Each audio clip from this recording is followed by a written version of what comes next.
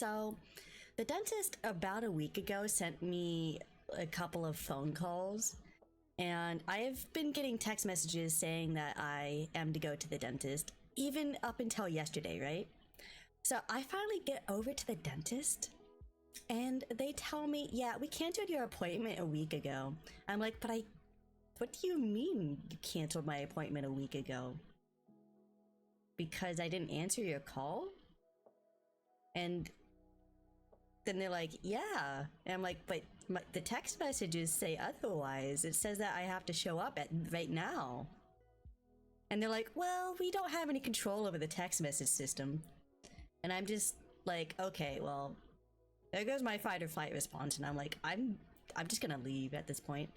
And the woman's talking to me like, well, you should have got text too. I'm like, yeah, I guess, but who cancels your appointment just because you don't reply? I mean, they get paid if I just, didn't answer. But that just rubbed me the wrong way earlier today. But I ended up going home after that, and I had actually canceled my other appointment. Some people know that I go to like therapy and stuff, and I canceled that appointment because I didn't want to deal with people twice in one day. So I had canceled that so I could go to the dentist, and it turns out that they canceled the dentist a week ago on the first time they called me, even though it still gave me confirmation requests and also told me to come in up until this day. Like, it texted me this morning too. Yeah, the call and text is supposed to be a courtesy thing. Like, when I go to my appointments and when I go to like my massage therapy and chiropractor, like that's all courtesy. It's courtesy to call and remind you, hey, you have your appointment soon. If you want to check in early, you can confirm it now. That way you don't have to check in when you get there, and that's usually what the confirmation is for, is that you're confirming that you're going to be there and that you want checked in early, and that's usually why you get the text messages. So that just rubbed me the wrong way when I went there, especially with my social anxiety, and I'm like, what the fuck do you mean? But that was my day today. I hope everyone else is having a better Monday. I ended up canceling my stuff, and then they like also were like, yeah, we canceled that a week ago on you because you didn't answer a phone call. And I'm the type of person that's like, there's like a mental barrier with answering phones. You know what I mean? If you've ever struggled doing something, like say, if you've ever had a struggle of doing your laundry, which I also have, and you're like, you have that mental barrier of like, God, I have to do step A through Z to do my laundry. So that's like me with phones, but on crack, because I have a worse time because I also have auditory processing problems. So when I hear people on the phone, it sounds like they're talking in a tunnel. It just makes me not want to answer it even more.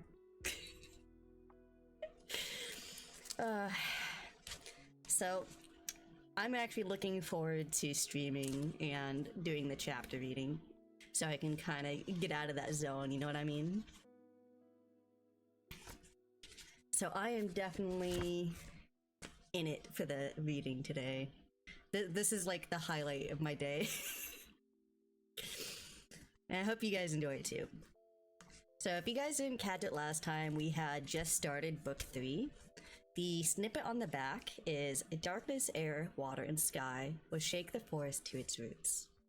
The young cats who set off on a quest many moons ago have returned with a chilling message. The clans must move to a new home or risk destruction, but the cats have no idea where to go. What they need is a sign from StarClan. So at the beginning of the book, for the first 5 chapters, if you missed it last week, is they actually made it back home. It didn't put us through the whole shenanigans of going through any wildlife or anything. We didn't meet the foxes again. We didn't meet any more humans. They made it to 4 trees, and 4 trees has been uprooted. And we had 2 of them already go to the different clans, so Shadow Clan and Wind Clan. Those cats have already gone to try and convince their clans. We haven't got any word from that yet. We have mostly gotten River Clan and Thunder Clan snippets. And so far, we don't know what River Clan is going to say because, well, he went to his clan after he had to tell his father what happened to his sister. So if you know Stormfur, you know Feathertail.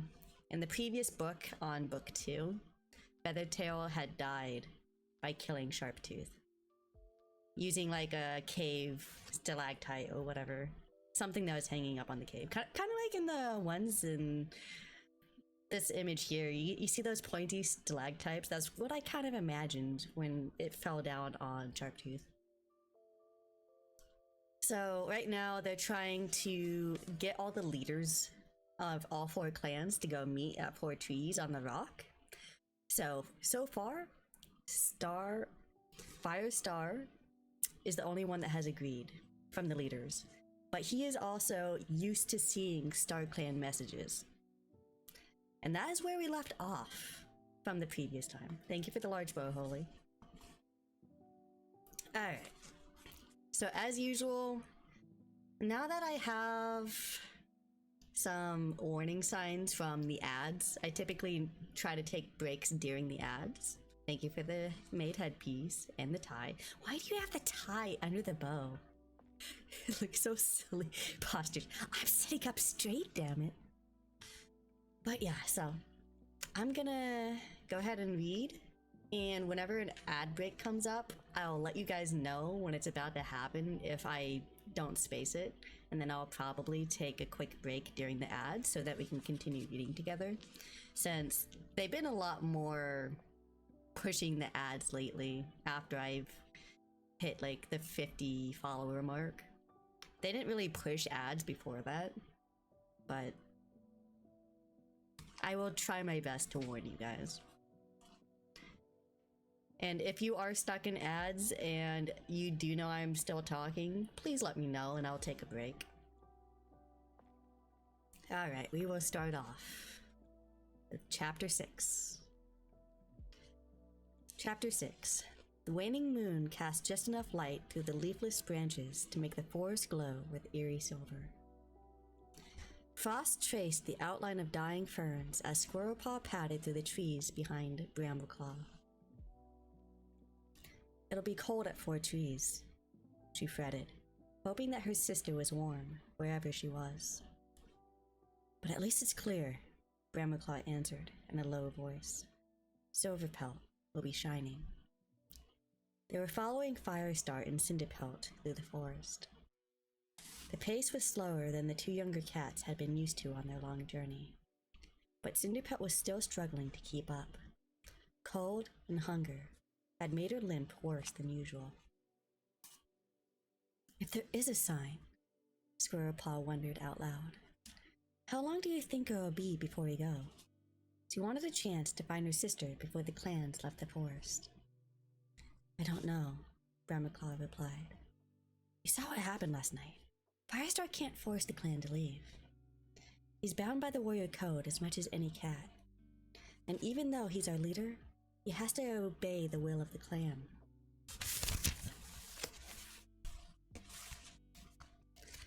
Squirrelpaw's belly tightened as he remembered the clan's reaction. Beneath the stars, huddled against the icy wind, in the whipped rock, Firestar had told them the message she and Brambleclaw had brought back from StarClan. A shocked cry had rippled around the gathering cats. We can't leave the forest, Frostfur wailed. We'll all die. We'll die if we stay, Sorreltail had pointed out. But this is our home. Speckletail's rasping mew had cracked as she raised her voice. At least Truepaw had sounded eager. When are we going? He asked. But the memory of Hollykit's piteous mew made Squirrelpaw's belly prickle even now. We don't have to go, do we? The kit had cried.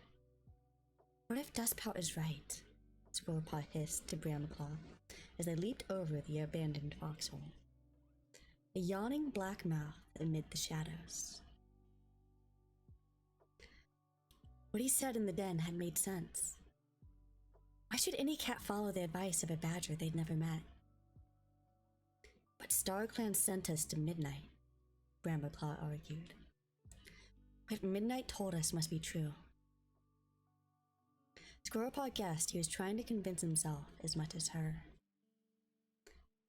We have to just hope that we see the sign at 4 Trees tonight, she said.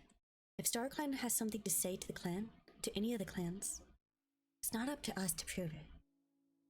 She trembled to think what Midnight had meant by a dying warrior. But if the sign told them what to do next, they might still be able to save the clans. Their journey to 4 Trees took longer than usual, not just because of the slow pace, but because they had to skirt the parts of the forest that the Two Lakes had ruined. Keeping low as they passed swath after swath of mud and felled trees. After a while, Squirrelpaw stopped looking at the empty, ravaged spaces. How can any cat think this is still our home? She murmured. Bramaclaw just shook his head and padded after Firestar towards the top of the slope that led down to 4 Trees. For a moment, it felt like the start of every other gathering. Squirrelpaw had attended, and when she hang on a second.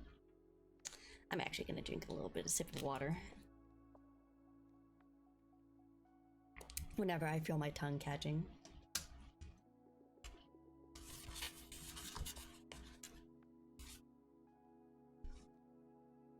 And when she closed her eyes, she could almost hear the murmur of the cats below, sharing tongues as the 4 clans met in peace under the full moon.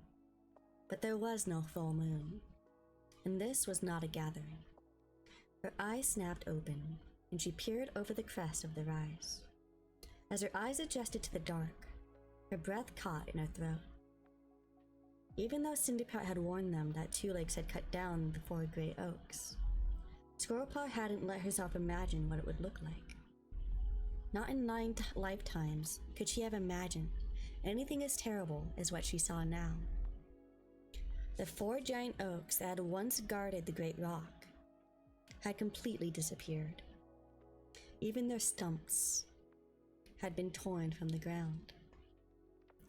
Their trunks lay in pieces, neatly sliced by giant claws. Squirrelpaw could smell the bitter sap that seeped like blood from each mutilated piece of wood.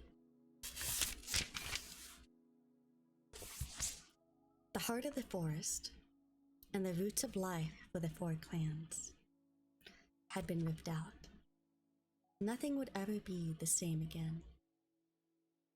Squirrelpaw wondered how their warrior ancestors could bear to look down from Silverpelt at the ruined clearing. Upfoot told us they had destroyed 4 trees, but I didn't think. Her voice trailed away as her father looked at her, sympathy in his eyes. Come on, he hissed, leading them down the slope. As she picked her way over the sliced trees, sticky sap clung to Squirrelpaw's fur, and tree dust wafted up to sting her eyes and tickle her throat. Blinking, she scanned the clearing and stared in disbelief. The Great Rock is gone! Brambleclaw stopped dead and followed her gaze. How could that happen? He gasped. He bounded over to peer into the huge hole that gaped where the rock had once stood. I thought it had roots like a tree, Squirrelpaw murmured dazedly, looking down into the hole. I thought they reached down so far that nothing could ever remove it. Over here, Firestar called from the side of the clearing. He and Cinderpelt were standing almost belly deep in the mud, beside a vast gray stone. It looked clumsy and awkward, and the shape was unfamiliar. After a few moments, Squirrelpaw realized it was upside down. What if it was definitely the Great Rock? Bramaclaw thrashed his tail. Two legs did this, he spat. They must have used their monsters to move it. In the cold, unfeeling moonlight, Squirrelpaw could see the gouge marks scarring the rock where the monster's talons had scratched it. This was worse than losing every single tree in the forest. Every cat knew that the trees were living things that grew old and died just like they did. But the Great Rock had been there for moons upon moons before the cats came, and should have lasted for uncountable moons more. A harsh voice rang out across the clearing. There would be no more gatherings now. Squirrelpaw recognized Blackstar's meow, and shadowy movements on the logs around them told her that the scent of the sap had disguised that the other cats were here already. Remembering Mousefar's dire warnings of an ambush, she looked closely in the half-light and spotted, with a twinge of relief, Tawnypelt, Crowpaw, and Stormfur among them. Tawnypelt! Bramaclaw ran over to welcome his sister. Squirrelpaw heard a disapproving growl rumble in Firestar's throat, and her paws pricked with frustration. How could he question their loyalty when he knew they were only working together to save the clans? Each cat had brought their leader and medicine cat, but Squirrelpaw felt a jolt of surprise when she saw that two other cats had joined them. Mudfur, the elderly RiverClan medicine cat, had brought his apprentice Mothwing, and Mothwing's brother, Lockfrost, had come too. Squirrelpaw recognized them from Leafpaw's descriptions. The dark brown Tom wasn't looking at the Great Rock, but was watching the other cats, his ice blue eyes expressionless in the moonlight.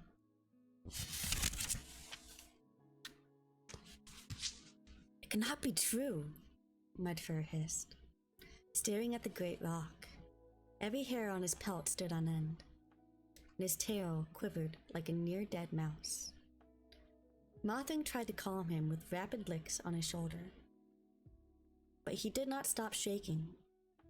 Cinderpelt picked her way awkwardly across the logs, her injured leg barely touching the ground, and pressed her body against his. Squirrelpaw followed her father as he joined the other cats at the bottom of the Great Rock. She glanced at Crowpaw, Stormfur, and Tawnypelt, desperate to know how their clans had received them. But they stood silently beside their leaders. How will we climb it now? Tallstar asked, his voice trembling as he stared up at the sheer rock face towering above them. Even half hidden in shadow, the black and white WindClan leader looked so frail that Squirrelpaw was surprised he managed the journey here at all. These marks will give us a grip, Leopardstar said, stretching her forepaws up the smooth rock, where the monster's talons had scraped long wounds into the hard stone. She pursed her hind paws into the mud and scrabbled upward. Blackstar clawed his way after her to the top of the rock. He looked strong and determined, but his dull black pelt hung from his bony frame as he climbed. Tallstar watched them, his thin frame seeming smaller than ever. I'll follow you, Firestar offered. Tallstar nodded and scrabbled upward, the lowest gouged mark, clinging to the slippery rock with his claws. Firestar sprang after him, propping the WindClan leader with his shoulder to stop him from sliding back down again. Shouldn't we climb the Great Rock too, to see Midnight's dying warrior? Squirrelpaw whispered as the leaders disappeared over the top and the medicine cats went around to the other side. I don't think it matters who sees it, Bramaclaw answered, but his eyes were clouded with worry. She didn't say it had to be us, Stormfur chipped in. She just said, stand on the Great Rock. At least we have a chance to talk now, Tawnypelt murmured. Blackstar says he is ready to leave the forest. Squirrelpaw blinked. Really? That's great. She wished her own homecoming had been so straightforward. Firestar hasn't decided yet. Tawny Pelt flicked her ears. To be honest, I think Blackstar had already decided to go, even before I came back with Midnight's warning. But what did he say when you told him?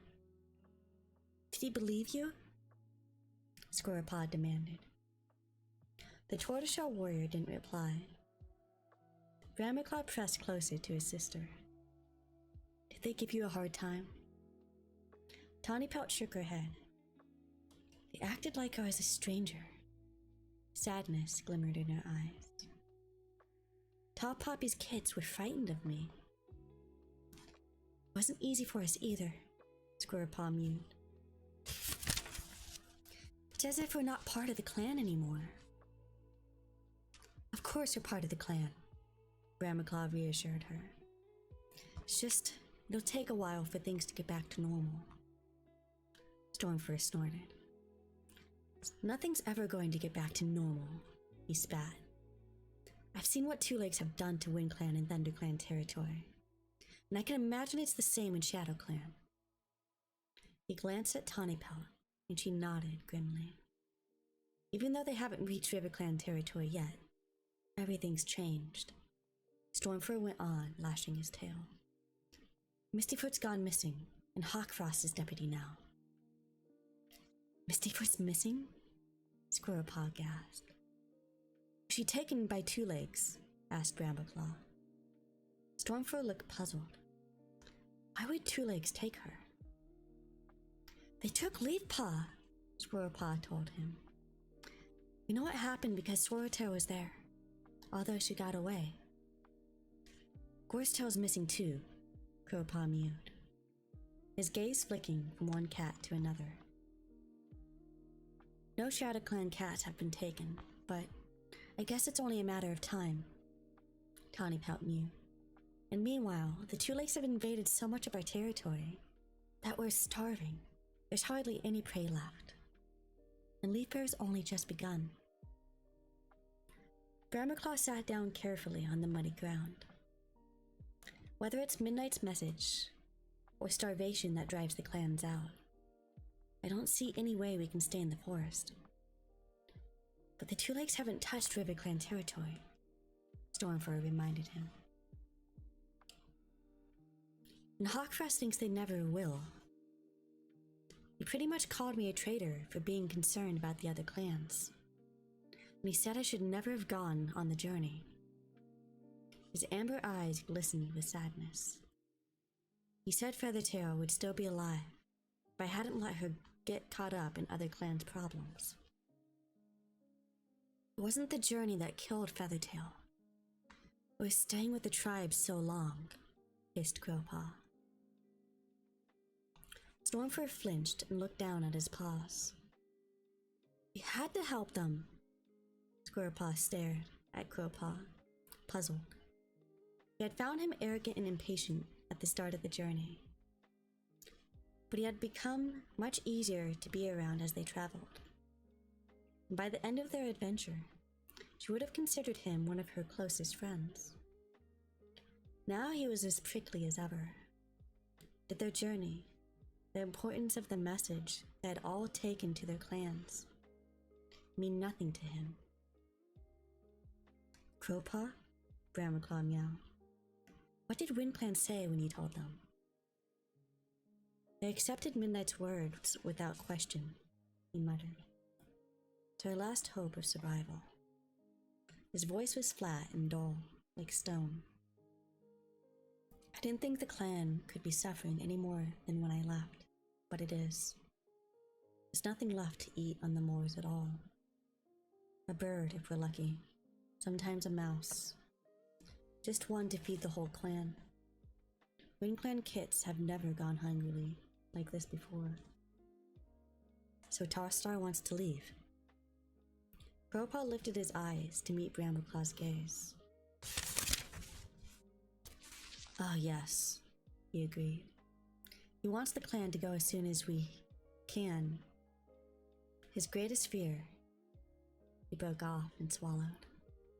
His greatest fear is that we're not strong enough to make it.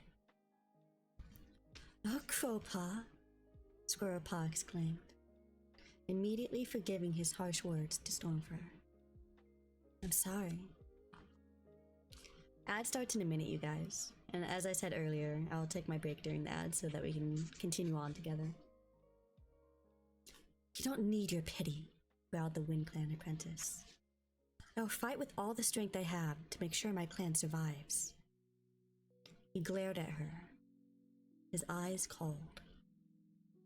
Squirrelpaw felt a surge of anger rise in her belly. What are you talking about? You're acting as if you're only the one who can save your clan. Don't you remember that we're in this together? Or have you forgotten that there are 6 of us on this journey? Squirrelpaw. Brambleclaw stopped her with a flick of his tail. You mustn't fight now. Alright, the ad's about to start, so I'm gonna go ahead and take a pause here. And I'll come back to that spot. I will be right back.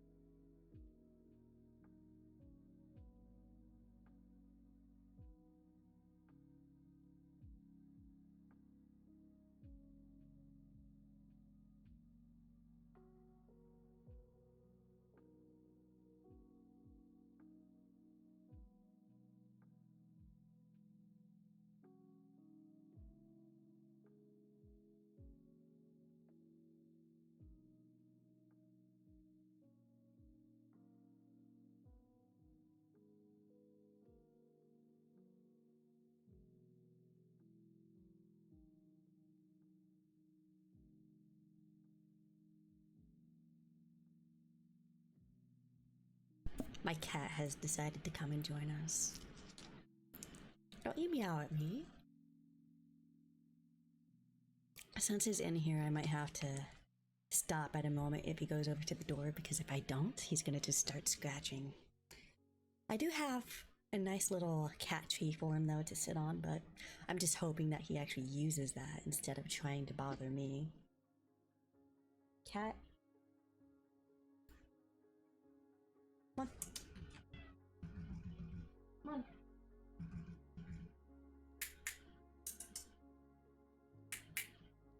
Stop meowing at me and get on your cat tree.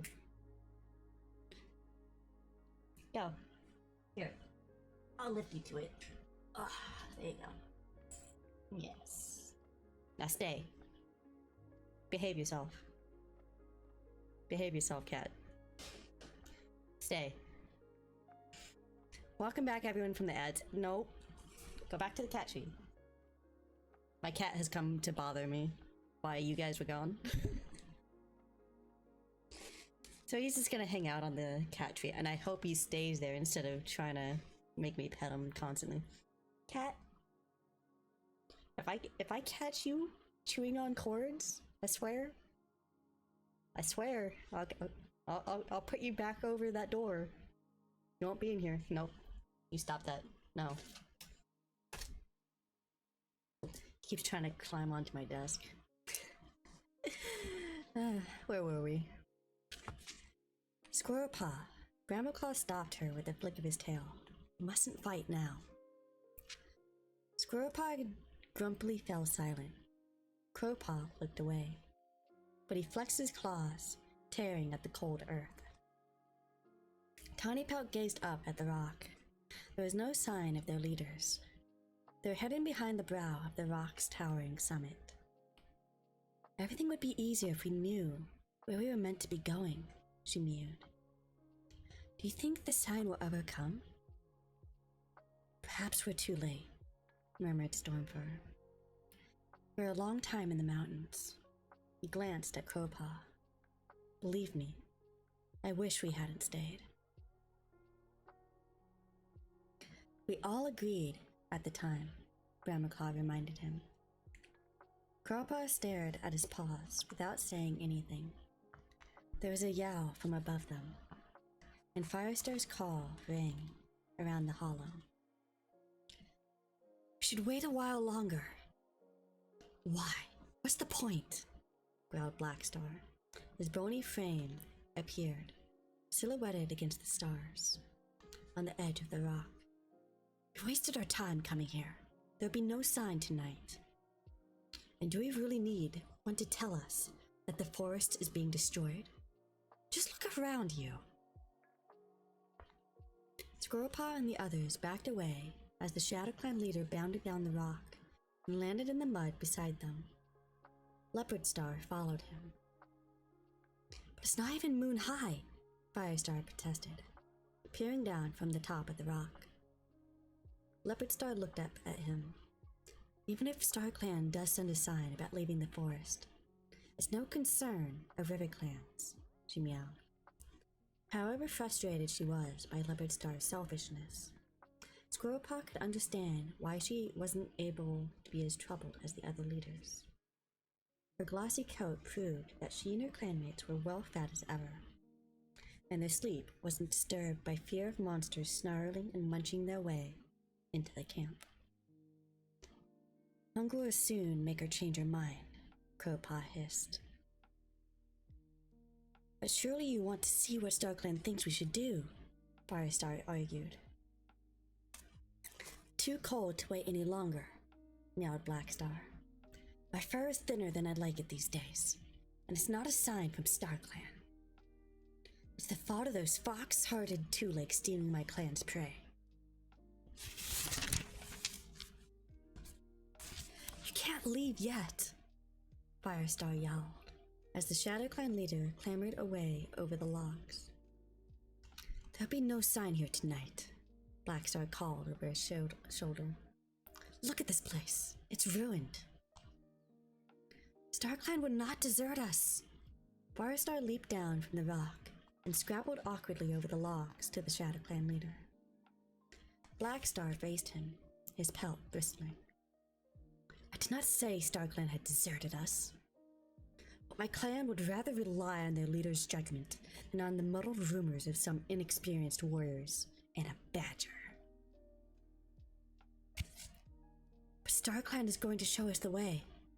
Tallstar slithered over the edge of the great rock, half scrabbling, half falling down its side. Crowpaw leaped forwards, reaching up with his forepaws to soften his landing. Tallstar hit the mud clumsily, but staggered to his paws, shaking Crowpaw off. There are nowhere we can find new territories, far away from these dangers, he hissed. We are perfectly capable of finding a new home for ourselves. There was a chilling certainty in Blackstar's words.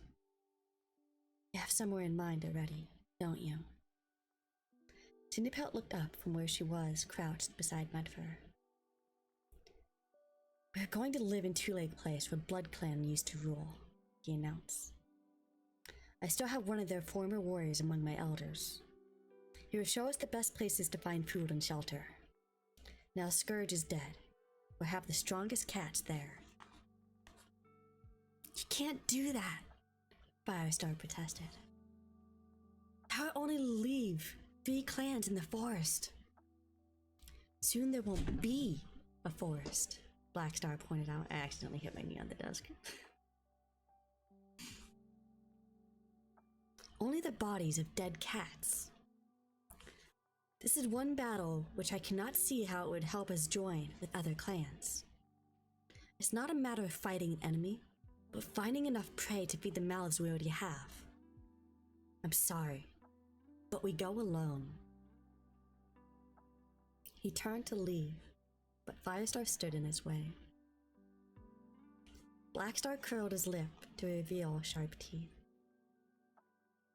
"We can't let them fight," Squirrelpaw hissed to Brambleclaw. "I know," he agreed. He leaped over the logs to Firestar's side. "Firestar, you have to persuade ShadowClan to come with us. That's what StarClan wants. If there wasn't a sign, it's like Midnight said, then we should go back to the Sundrown place and ask her if she knows where we should go." "Want us to go to a strange place just because you think StarClan sent you there?" Leopardstar snarled. "Since when do you make decisions for all clans?" The gaze swept over Squirrelpaw, Tawnypelt, and Stormfur. "In fact, why should we trust any of you? You are all part of ThunderClan."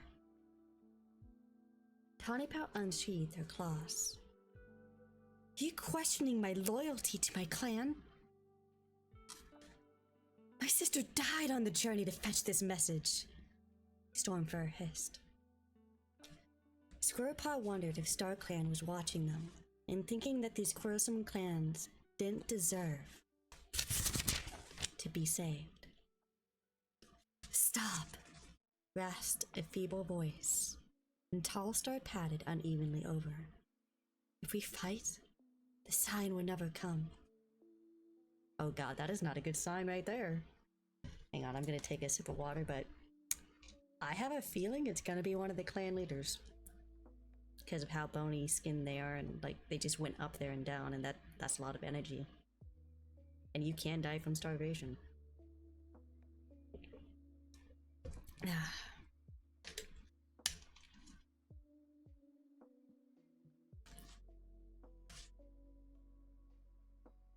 "How many times do I have to tell you? You don't need a sign," growled Blackstar. "ShadowClan is going to leave the forest, and we already know where to go." Firestar didn't argue with him. Instead, he turned to Leopardstar. "What do you plan to do?" "RiverClan has no need to travel to some distant place on the word of a few dreaming warriors," Leopardstar replied. "The river is still full of fish. It would be stupid for us to leave. The other clan's troubles are not ours to worry about. But if our troubles are not yours as well, why was Feathertail sent by StarClan with the other cats?" Cinderpelt challenged quietly. "Only Feathertail can answer that, and she is dead," Leopardstar retorted. Hawkfrost climbed up beside his leader. "If you can't survive in the forest anymore, then I agree with you and you should leave," he meowed, his gaze flicking around the cats to include Tallstar.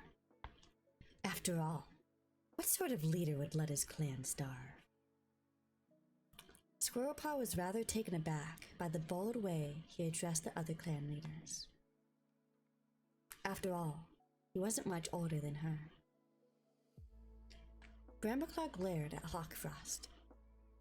"You just want us to leave so you can steal our territory. If you aren't there, then you won't need it anymore." Brambleclaw bristled. "I feel differently if you were truly clan-born."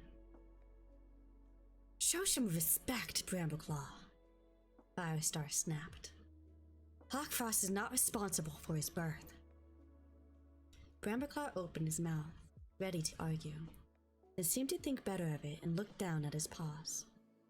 Squirrelpaw thought she saw Hawkfrost's whiskers twitch with satisfaction and felt a surge of anger on Brambleclaw's behalf. How dared he gloat? "This is getting us nowhere," Tallstar meowed fretfully. "The 4 clans must remain together," Firestar insisted. "We have lived beneath Silverpelt for as long as any cat remembers. We share the same ancestors. How could StarClan watch over us if we are separated?" But Blackstar had jumped down from the tree trunk and was padding away, signaling to Little Cloud, the ShadowClan medicine cat, to join him.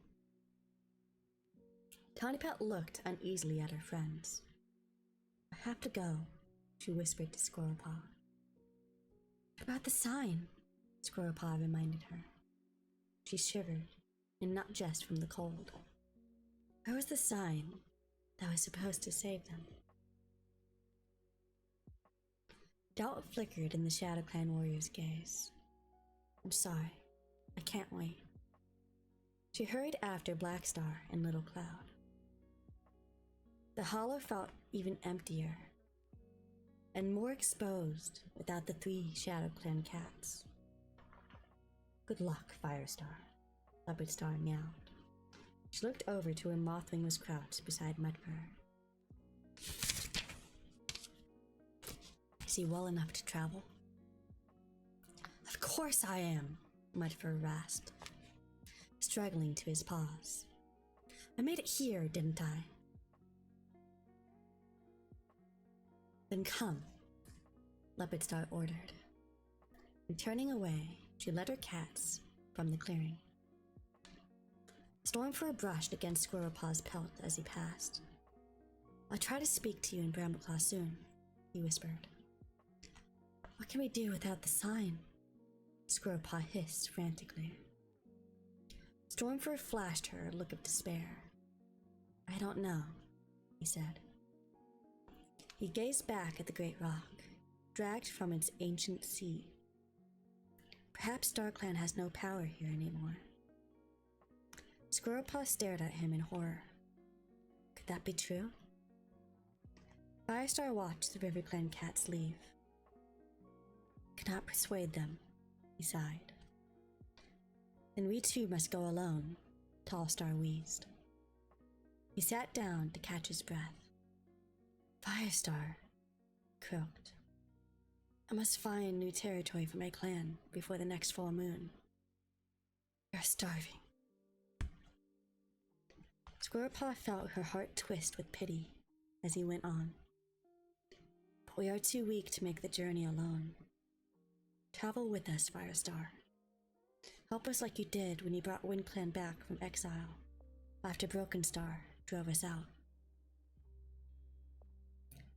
Firestar miserably twitched his ears.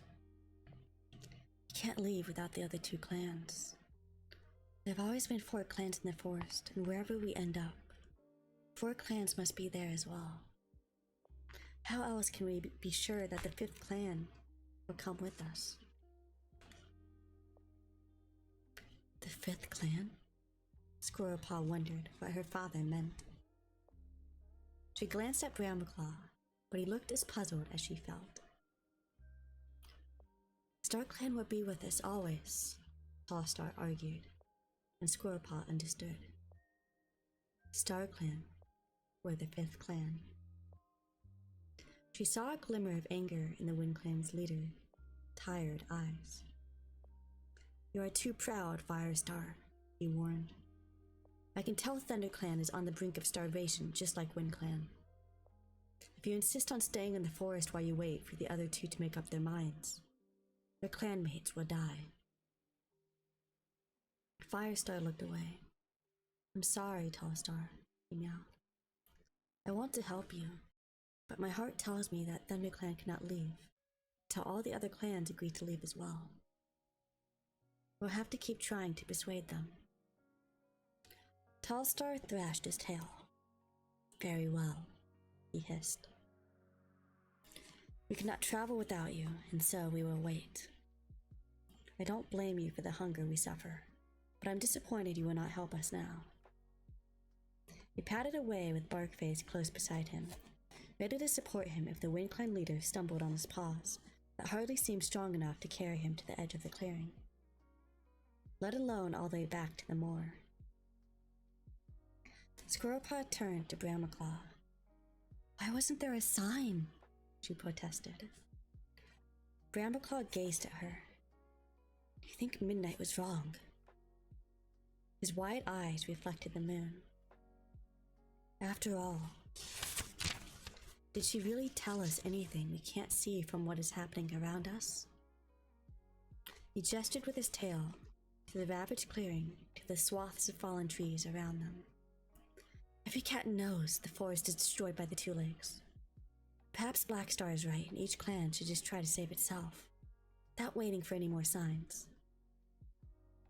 Squirrelpaw fought to control the panic that fluttered in her chest. You can't mean that. We have to believe that Midnight was right, she argued. StarClan sent us to speak with her, and that must mean StarClan wants us to save the clans. But what if we can't? Brambleclaw murmured. Squirrelpaw stared at him in dismay. Her mind suddenly filled with an image of falling trees, roaring monsters, and blood spilling down stunning rocks into the river. Don't give up, Brambleclaw, she whispered. We didn't make that journey and lose Feathertail for nothing. We have to save the clans. That is the end of chapter 6.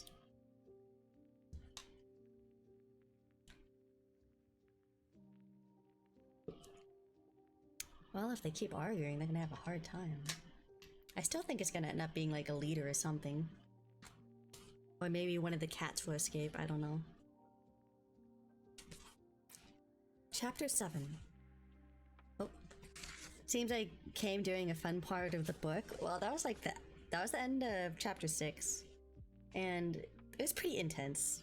I mean, all the leaders came together at 4 trees and the Great Rock, and it was all uprooted. So the humans are taking over the forest completely right now. The only clan that is safe currently is River Clan, and all the other clans are starving. But River Clan also had a warrior picked. So eventually, when the bridge goes over the river, you know that River Clan is going to have problems. Hi, thank you for following. I hope you're enjoying the story. Welcome in. Alright. Chapter 7. Drama, yeah. Squirrelpaw curled up beside Shrewpaw and tried not to think about the warm, moss-lined den where the apprentices had slept before. At least the small gully where they were lying in gave some shelter from the chilly night breeze. It felt strange to be sleeping apart from Brambleclaw after their long journey together. But at least Shrewpaw seemed happy to have her back. Her paws ached with tiredness and she closed her eyes, folding her tail over her muzzle for comfort. At first, she couldn't stop thinking about the disastrous meeting at 4 trees. But gradually dreams wove into her waking thoughts and drew her to sleep. She was alone among the trees, and she could smell prey scent. A cold wind breathed through the forest. Squirrelpaw lifted her nose and tasted the air. A fat mouse was snuffling among the leaves. It was the plumpest piece of prey she had found since returning to the forest, and she swiped her tongue hungrily over her lips. Brambleclaw would be pleased to have a share of this fresh kill. Crouching, Squirrelpaw crept silently towards the unsuspecting creature.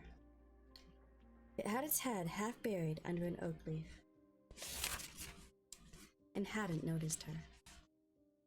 This was going to be an easy catch.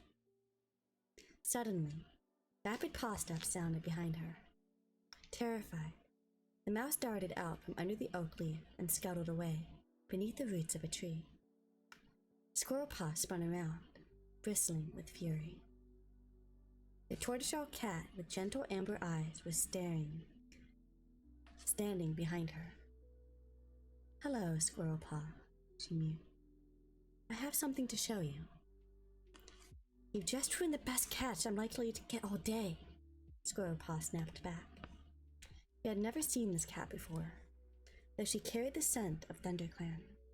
She stopped and put her head to one side. "Who are you, anyway?" "I'm Spotted Leaf." Squirrelpaw blinked. She had heard all about the long-dead ThunderClan medicine cat. Why would Spotted Leaf come to her? She stepped forwards to touch the she cat's nose in greeting, but as she went closer, the image faded. Bewildered, Squirrelpaw stared into the trees.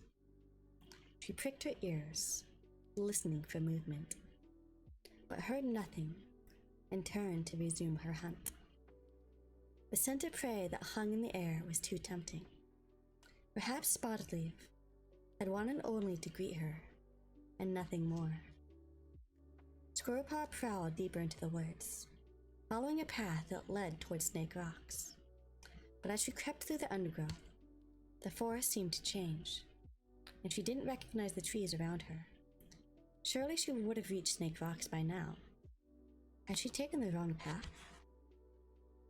She quickened her pace until she was racing through the trees she had never seen before. A tiny voice in her mind reminded her that it was just a dream, and she wasn't really lost. She blinked, trying to wake up. But when she opened her eyes, she was still trapped in the strange woods, and her alarm grew until her heart pounded like a woodpecker's beak on bark. She ran on, hoping to find a landmark she recognized. But the forest grew darker and more silent, as if the trees themselves were watching her. There didn't seem to be anything else alive in these woods. No sound of prey, no scent of her clanmates or any other clan. "Spotted Leaf," she called. "Help me." There was no reply. The trees grew more thickly here, and the shadows between the trunks swallowed her until she could hardly see where she was putting her paws. "Don't be frightened." The soft voice seemed to echo from every direction at once, and Squirrelpaw spun around, trying to find where it came from. There was a faint scent of ThunderClan, and then she saw Spotted Leaf's pale pelt glowing among the trees, like the distant moon in the melted sky. "I'm lost, Spotted Leaf," she called. "No, you're not." Spotted Leaf reassured her gently. "Follow me." Panting with relief, Squirrelpaw wound her way through the tree trunks. As she approached, the shadows seemed to draw away and the forest grew lighter, although there wasn't any moon that she could see. "Follow me," Spotted Leaf murmured. She turned and headed into the trees, running as confidently as if she were following an invisible path. Squirrelpaw pelted after her.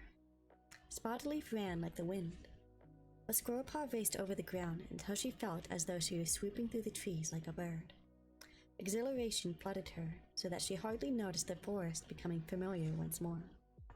Then she recognized the great sycamore, reaching high into the sky. And here were the Snake Rocks, a tumbled heap of round, sandy boulders where snakes basked in green leaf, but which offered good prey in colder weather. Spotted Leaf leaped up to the top of the rocks, and down the other side and through the forest. Squirrelpaw scrambled after her quickly, and they went on until Squirrelpaw detected the tang of Thunderpath. Suddenly, without warning, Spotted Leaf stopped. Squirrelpaw skidded to a halt, nearly bumping into her, and followed the medicine cat's gaze. Ahead of them, every single tree had been stripped away, and the forest floor was turned into mud right to the edge of the Thunderpath. Wooden two-legged nests ringed the clearing, and monsters sat hunched silent nearby. "This way," Spotted Leaf mewed. She led Squirrelpaw across the slippery, rutted earth toward the nests. "It's so quiet," Squirrelpaw whispered. Oddly, she felt soothed by the eerie quiet, and followed Spotted Leaf over the open ground without fear. Spotted Leaf stopped beside one of the wooden nests, and Squirrelpaw looked up in surprise. "What is this place?" she mewed. "Why have you brought me here?" Spotted Leaf twitched her golden and brown striped tail. "Look through the hole," she urged. "Look at the cages." Cages? Words sounded strange to Squirrelpaw's ears. She noticed a small gap in the wall, about fox length up. She stretched her forepaws up the side of the nest, her belly brushing the scratchy wood, and peered in. Rows of dens made of cold-looking shiny web were stacked along the walls. "Those must be the cages," Paw could see in the dark. Soft-edged shape huddled in each cage. Cats! Her heart raced as scents flooded her nose. River Clan, Wind Clan, Rogue. She stared breathlessly through the hole. Ad's gonna start in a minute, you guys. And then she smelled the warm scent of ThunderClan. With a jolt of recognition, she saw her sister curled up in one of the cages near the roof of the wooden nest. Leaf Paw, she gasped. She clawed herself upwards, thrusting her hind legs, trying to clamber through the hole. You cannot get in, Squirrel Paw. Spotted Leaf stood on her hind legs to reach up beside her. This is only a dream, she murmured, but when you wake, Leaf Paw will still be here. Will I be able to rescue her? I hope so, Spotted Leaf answered softly. But how? Squirrel Paw yelled, jumping down to the ground. Stop fidgeting for StarClan's sake, True Paw muttered. Alright. I will be right back, you guys. Don't let the ad scare you too much.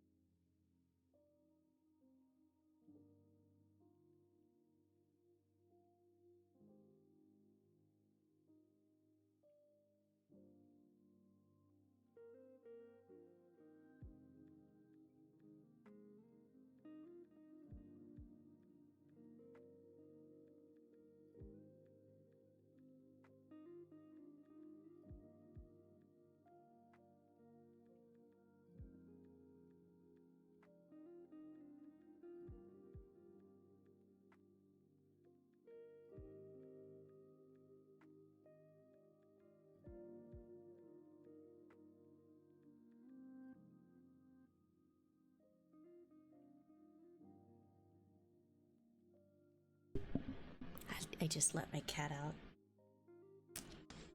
He's happy that he's free now. He was just sitting on the cat tree for a while there, and then he saw me get up to go open the door, and he's like, I'm out of here, bitches.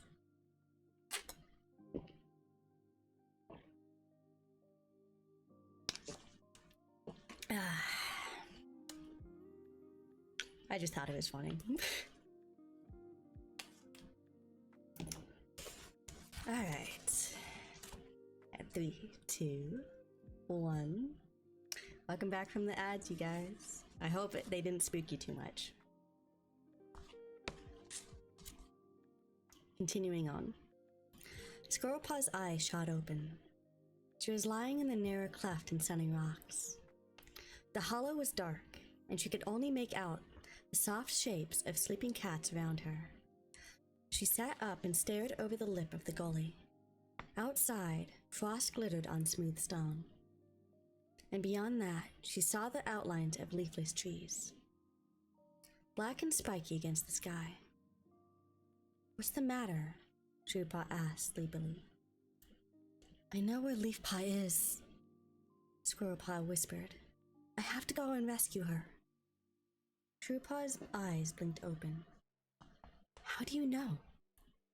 Spotted Leaf told me in a dream. Are you sure? Of course I'm sure, Squirrelpaw snapped. Truepaw twitched his ears. You can't just disappear without telling any cat where you're going, he warned. He added, again. But Squirrelpaw guessed that was what he was thinking. I could wake Firestar up, she mewed. Now I know where Leafpaw is. You could send out a rescue party. Not in the middle of the night, Shrewpaw pointed out. It's too cold. Besides, it was just a dream. It was more than a dream, Squirrelpaw insisted. But you're not a medicine cat, Shrewpaw argued. No cat's going to go on a rescue mission in the middle of the night because you had a dream. His amber eyes were gentle. They might listen to you in the morning, though. Settle down and go back to sleep. Squirrelpaw sighed, but she knew he was right. She slumped back down again, still seeing the wooden nest filled with cages. Shrewpaw lay down beside her and rested his tail comfortingly on her flank. We'll find her in the morning, he promised, closing his eyes. His breathing slowed as he drifted into sleep. But Squirrelpaw stayed awake, gazing up at the narrow strip of silver pouch he could see through the mouth of the gully. The cat from StarClan had visited her to tell her where Leafpaw was. She knew Spotted Leaf had been a special bond with her father when he first came to the forest. Could it be that she wanted to help Firestar's daughter because she still loved him?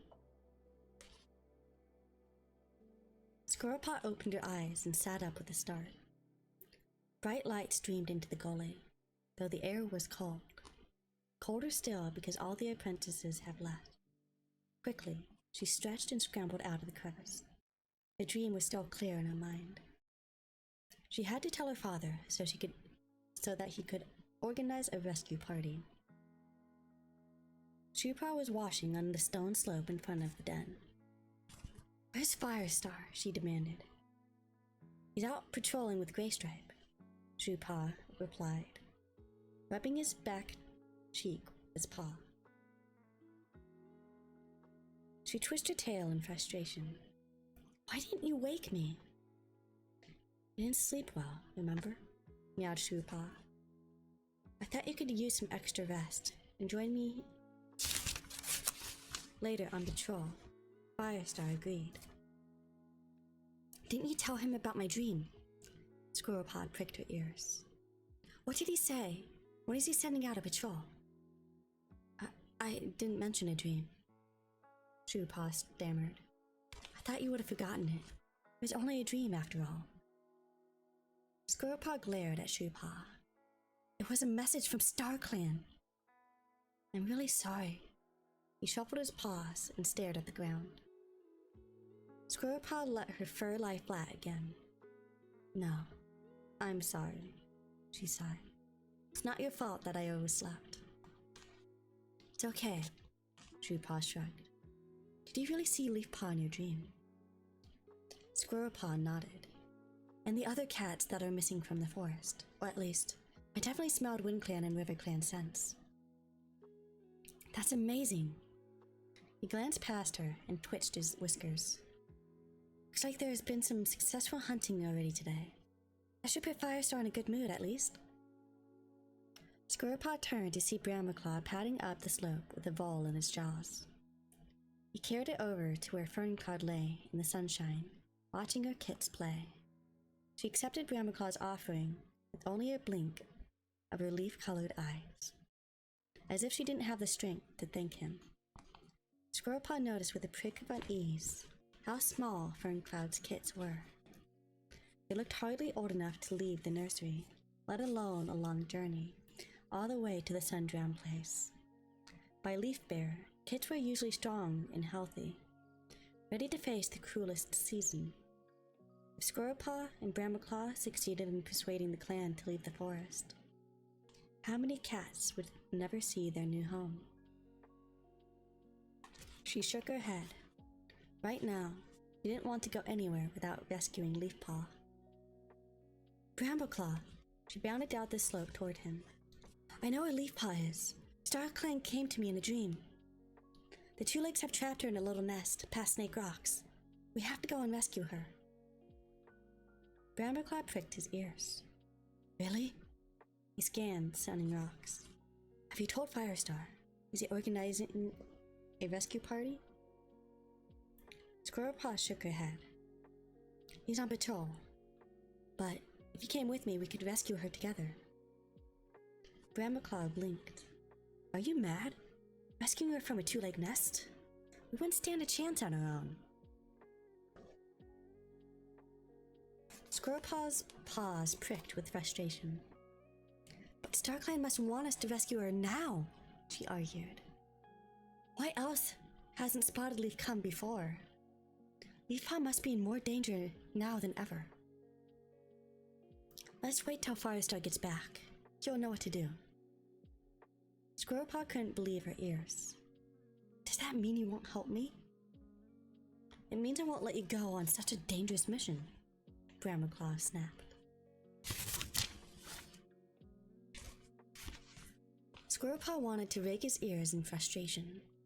You're afraid! Brambleclaw bristled. What if we tried to rescue Leafpaw and got caught ourselves? He pointed out. Who else knows the way through the mountains? Who else could lead ThunderClan to their new home? You weren't like this when you were traveling. You agreed to go back and rescue Stormfur. Frustration flashed in his eyes. Yes. And look what happened to Feathertail when we did. But this is my sister. Squirrelpaw thrashed her tail. Why won't you understand? Brambleclaw blinked. I'm only asking you to wait until Firestar gets back. But you won't help me now. Squirrelpaw couldn't keep the desperation out of her voice.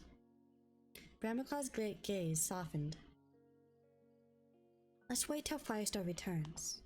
I'll send out a patrol. We need more warriors. Squirrelpaw couldn't bear to listen anymore. I didn't think you of all cats would let me down, she spat, stalking away into the trees. As she reached the undergrowth, the sound of rushing paw steps made her stop and look around. She hoped it was Brambleclaw coming after her to tell her that he had changed his mind, but it was Sorreltail. I heard what you were saying, she panted. If StarClan has told you where Leafpaw is, they must want us to rescue her as soon as possible. That's what I thought, Squirrelpaw growled, but Brambleclaw won't help me. I will, Sorreltail offered. Grief shadowed her face. I couldn't stop the two legs from taking Leafpaw, but I'd do anything to help now. Do you mean it? Squirrelpaw tried to ignore the twinge of jealousy that pricked her belly. Why shouldn't Leafpaw have made friends with another cat while she was away? Of course. Come on then, she yelled. Let's go. We pelted into the forest, not wanting to get away before any of the senior warriors spotted her and ordered her to join a hunting patrol, or even worse, overheard them and told Firestar what she was planning. She heard Sorreltail pounding after her. The two cats raced past the ravine without looking down into the abandoned camp and headed for the great sycamore. The monsters were still there, chewing up more and more of the forest. If they weren't careful, they'd tumble right into the ravine and smash themselves to bits on the high stones. Squirrelpaw thought, hopefully. Keep low, she warned as the roaring grew louder. But Sorreltail was already ducking down to follow her through the dying bracken. Thanks, Silverpelt, they've left us some trees to hide in, she hissed. They scrambled over Snake Rocks. Squirrelpaw was determined to follow the exact trail Spotted Leaf had shown her in the dream, but she hoped that the weak sun hadn't tempted any snakes out to bask. Safely over the rocks, they headed back into the trees toward the Thunder Path. The hateful stench of the two-legged monsters stung her nose a heartbeat before she heard them roaring up ahead. By the time she reached the edge of the muddy clearing, she was breathing hard. Her paws trembling, fear gripped her from ear tips to tail. Sorreltail skidded to a halt beside her and peered out from under the thick bramble bush. What are we going to do now? I'm not sure, Squirrelpaw admitted. The clearing was busy with two legs, shouting and monsters churning up ground as they prowled back and forth. It looked nothing like her dream, even though she was sure they had come to the right place. There was no trace of the stillness and silence she had padded confidently through with Spotted Leaf, but the noise and activity made her paws prick with determination. StarClan had brought her here knowing full well how dangerous it would be. They must have faith in her. Leaf Paw's over there, she gestured with the tail to the wooden nest Spotted Leaf had led her to. There was a monster crouched outside the door, grumbling quietly to itself. It was much smaller than the tree-munching monsters, and its round black paw seemed half sunk in the mud. Look, Squirrelpaw hissed suddenly. They've left the door open. She froze as a two-leg emerged from the nest, carrying a cage. Inside crouched a mangy tabby, its eyes wide with terror. The two-leg pushed it into the belly of the waiting monster, then went back inside the wooden nest and came out with another cage. Squirrelpaw stared in horror at the bundle of fur hunched inside the cage. Leafpaw! Without stopping to think, she dashed out of the trees. Leafpaw must have spotted her because the two-leg pushed a cage into the monster's belly. She yowled, Squirrelpaw! Squirrelpaw, get away from here! Her shriek startled the two-leg, and it turned around sharply, spotting Squirrelpaw at once.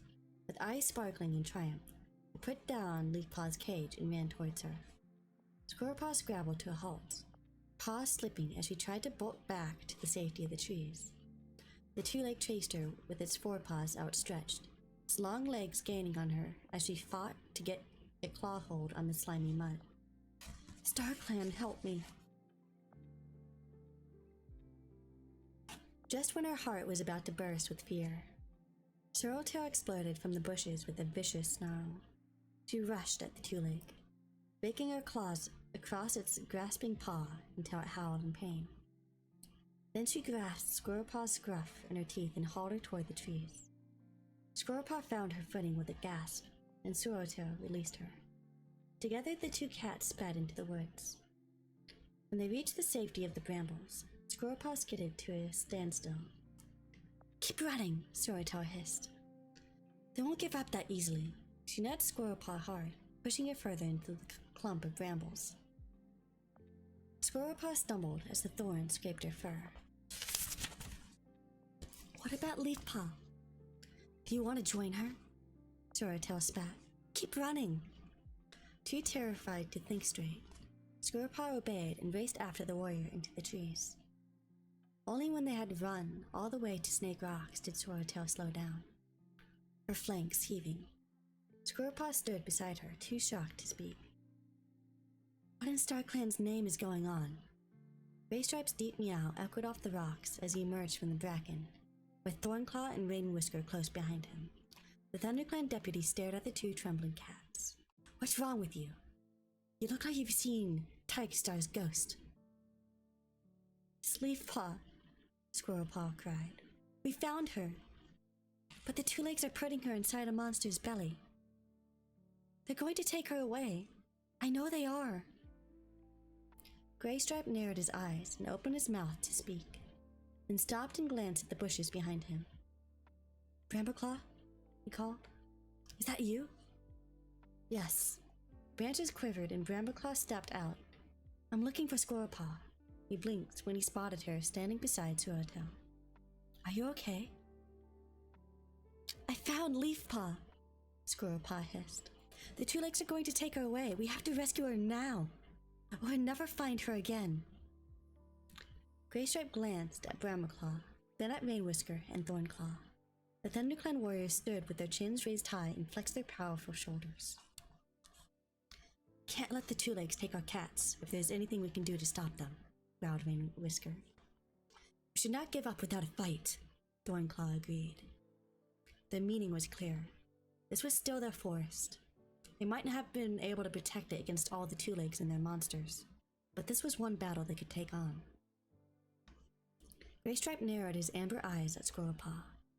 Very well, he meowed. Show us where she is. This way, she panted. She leaped over the snake rocks, Sorrowtail close behind. Graystripe, Thornclaw, and Rainwhisker and Brambleclaw followed. Hearing their paw steps, Squirrelpaw felt a surge of confidence. With 5 ThunderClan warriors at her side, she must be able to rescue her sister. When they reached the bramble thicket at the edge of the trees, Graystripe hissed for the cats to stop. Stay low, he commanded. To Squirrelpaw's relief, the small monster was still waiting outside the wooden nest, and the two-leg was carrying out more cages to stow in its belly. Leafpaw's already inside, she whispered. Right, muttered Graystripe. Thornclaw, you and I would attack the two-leg. Gotta keep it distracted while Sorrowtail, Brambleclaw, and Rainwhisker let the other cats out. What about me? Squirrelpaw asked. You stay here as lookout, Graystripe ordered curtly. Tell us if any more two-legs come. Squirrelpaw stared at him in shock. But she began. But Graystripe ignored her. Most of them must be in the monster by now, he went on. Brambleclaw and Sorrowtail, I want you to climb inside and start getting the cats out. Rainwhisker, I want you to get into the nest and help any that are left. Squirrelpaw glared at Graystripe. I'm getting my sister out of that monster. The Grey Deputy stared back at her for a long moment, and Squirrelpaw felt as if she'd forgotten how to breathe. Very well, Graystripe agreed at last. But if anything goes wrong, get back to the trees as fast as you can. Squirrelpaw nodded. When she glanced at Brambleclaw, his eyes were shadowed with worry. I face greater danger than this on the journey to the Sundrown Place, she wanted to tell him. Stop treating me like a kid. Right, Graystripe meowed, turning back to watch the monster. The two-leg is going to fetch another, but be ready to take it by surprise when it comes out. Dashed from the trees, keeping low as he raced over the mud. Thornclaw, Sorrowtail, Rainwhisker, and Brambleclaw ducked out from under the brambles and ran across the turned earth behind him. Squirrelpaw scrambled after them, feeling the mud suck at her paws and cling to her fur on her belly. A few tail lengths from the open door, Graystripe hissed, Wait! And the cats halted in the sticky mud. The two-leg stepped out of the wooden nest, was carrying another cage, and did not see the 6 cats waiting in ambush. Now! Graystripe screeched, and he leapt at the two-leg. When he sank his claws into a hind leg, the two-leg dropped the cage. The cage cracked open with a sound like a splintering branch. Squirrelpaw stared in astonishment as she recognized the gray pelt inside. It was Mistyfoot. The RiverClan warrior leaped out and hurled herself at the two-leg's other leg, hissing in rage. Thornclaw joined the attack, gripping the two-leg as though he were clawing his way up a tree. The two-leg bellowed in agony and hopped around with the cat clinging to each leg. Come on, Squirrelpaw, Brambleclaw yelled. He jumped into the open belly of the monster, Sorrowtail close behind him. Squirrelpaw heard the blood roaring in her ears as she watched Rainwhisker slip into the nest. She hoped there wasn't another two-leg waiting inside. Taking a deep breath, she hauled herself up into the monster with Brambleclaw and Sorrowtail. Rows of cages were lined up in gloom. The fear scent was overpowering, and for a moment, Squirrelpaw froze. How in StarClan's name were they going to rescue all these cats? Then she saw Leafpaw, pressed against the mesh of her cage. Squirrelpaw, over here, she wailed. I'm coming.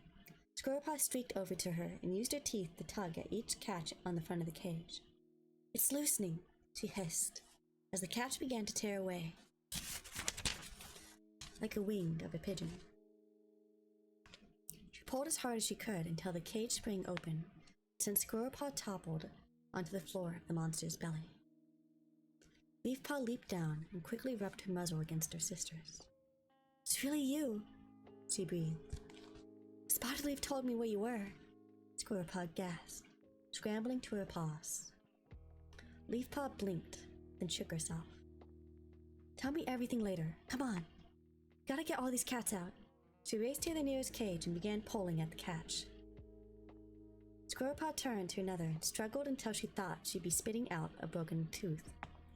But the catch finally came free, and a matted rogue Tom leapt out without a word, fled from the monster and sprinted toward the woods. You're welcome, Squirrelpaw muttered before staring and starting on to the next cage. Infirmary cats leapt around her as Bramaclaw, Swordtail, and Leafpaw worked on the cages one after another. The cages mostly contained rogues who were gone as soon as their doors were open. Squirrelpaw felt a cat push her aside, heading deeper into the monster's belly, and saw Mistyfoot barging past. The RiverClan warrior made straight for the cage at the end. Sasha! Mistyfoot yelled. She began scraping at the catch with her claws. This way works better, Squirrelpaw told her, nudging her out of the way to use her teeth. Instantly, the catch opened, and Sasha sprang out. Get out of here, Mistyfoot urged. Sasha hesitated, looking at the cages that were still closed. We'll deal with these, Mistyfoot promised. Sasha's fur was standing on end, and her blue eyes were huge with fear. She was shaking so much that she wouldn't be able to open the cages even if she tried. At last, she nodded and leapt from the monster. Only a few cages still held cats. Leafpaw scanned the inside of the monster and called to Squirrelpaw. Cloudtail and Brightheart are still in the hut. Go and help them free. I've got to let Cody out. Who's Cody? Squirrelpaw asked. I'll tell you later, quick. Get Brightheart and Cloudtail. Squirrelpaw leaped out of the monster's belly and raced toward the wooden nest. Her heart lurched when she saw that another two-leg had arrived to help. Thornclaw finally lost his grip on the first two-leg. The ThunderClan warrior landed heavily in the mud, but he scrambled to his paws and raced back to rejoin Greystripe in the attack. As Squirrelpaw dashed into the nest, she was almost knocking... Hang on a second, I'm gonna get more water. I have to actually open this one, hang on.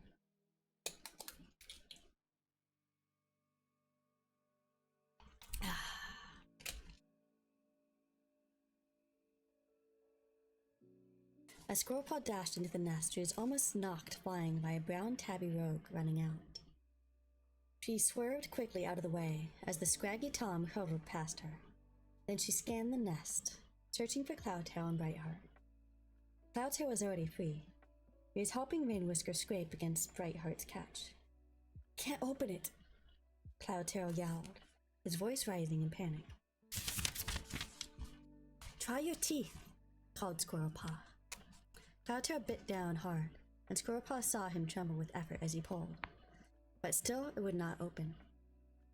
More two-leg voices sounded outside, and Greystripe raced into the nest. There are too many two-legs, he yelled. We have to get out of here. He pushed Squirrelpaw toward the doorway. Get back to 4 trees. But Brightheart is still trapped. I'll take care of her, Greystripe promised, pushing Squirrelpaw with his nose. Just get out of here. He leapt over to where Rainwhisker and Cloudtail were still tugging at Brightheart's catch and shoved them out of the way. Get to 4 trees, he spat. Now! Cloudtail didn't move, but stood stiff-legged, staring in horror at Brightheart's cage. Her panic-stricken face was pressed against the mesh. Come on! Rainwhisker hissed at him and bundled the white warrior towards the door. Squirrelpaw glanced over her shoulder at Greystripe as he grabbed the stiff catch with his powerful jaws and followed the others out of the nest. As she emerged, a two-leg lunged for her, but she spun around and bolted along the side of the nest. There were two-legs everywhere, howling in rage. The spotted Cloudtail and Rainwhisker making for the trees and pelted after them, thrusting her way into the tangle of brambles. Rainwhisker kept running into the forest. But Cloudtail skidded to a halt and turned back to watch what was happening outside the nest. Squirrelpaw crouched beside him and peered across the clearing. Leafpaw and a tabby she didn't recognize were running towards them. "Hurry!" she screeched. A two-leg was gaining on them, his huge paws taking giant strides across the mud. As Squirrelpaw watched, willing the cats to outrun the two-leg, the white and ginger pelt of Brightheart caught her eye in the doorway of the nest. Graystripe had opened her cage. Ad's gonna start in a minute, you guys. Beware. ThunderClan She-Cat hurtled toward the trees, the scars on her face half hidden by the splatters of mud. She brushed past the two-leg that was chasing Leafpaw, unbalancing him in the slippery mud so that he fell over with a roar. Leafpaw and the tabby reached the safety of the bushes and scrambled in among the thorns. "I can't believe you saved us," panted the tabby. Squirrelpaw was already rubbing her nose along Leafpaw's cheek, breathing in her familiar scent. "I'm sorry we were nearly too late," she whispered. "I thought I'd never see you again." Leafpaw was panting hard. "Where's Brambleclaw?"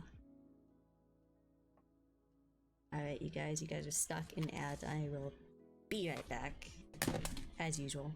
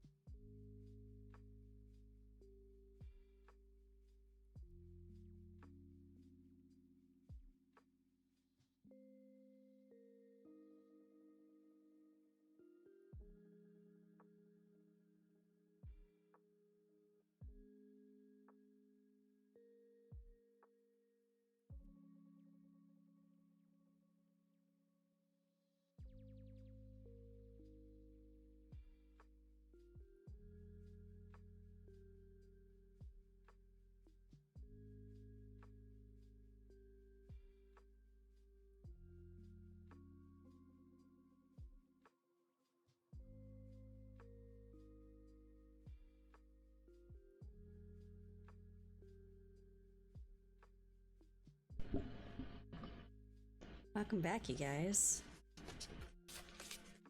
I'm glad that they're getting rescued, at least. Squirrelpaw felt a jolt of alarm and scented the air. She smelled the fresh spear scent of Thornclaw and Swirltail. Then she recognized a clump of dark tabby fur snagged on a bramble thorn. The blood still wet where it had been torn from his pelt. She trembled with relief. Brambleclaw had gotten this far. He must have escaped. "It's okay," she mewed. "Did Mistyfoot get out?" Once the last cat was free, she started heading for the trees, Leafpaw told her. "And everyone escaped." Squirrelpaw breathed in relief. As she spoke, Brightheart crashed into the brambles, her eyes huge with terror. "Graystripe!" she gasped. "Where is he?" Squirrelpaw demanded. Cloudtail nearly bowled Brightheart over as he leapt toward her. "I shouldn't have left you," he cried, licking her all over her ravaged face. "Where's Graystripe?" Squirrelpaw repeated. "Two legs," panted Brightheart, pulling away from Cloudtail. Squirrelpaw's heart jumped in her throat. "What do you mean?" "One of them grabbed him." Squirrelpaw peered out from the undergrowth. A two-leg was closing the belly of the monster, hissing and spitting at the other two legs, who were staring wildly around the clearing. It climbed into the front. The monster roared into life and spraying mud from beneath each of its fat black claws. It began to pull away.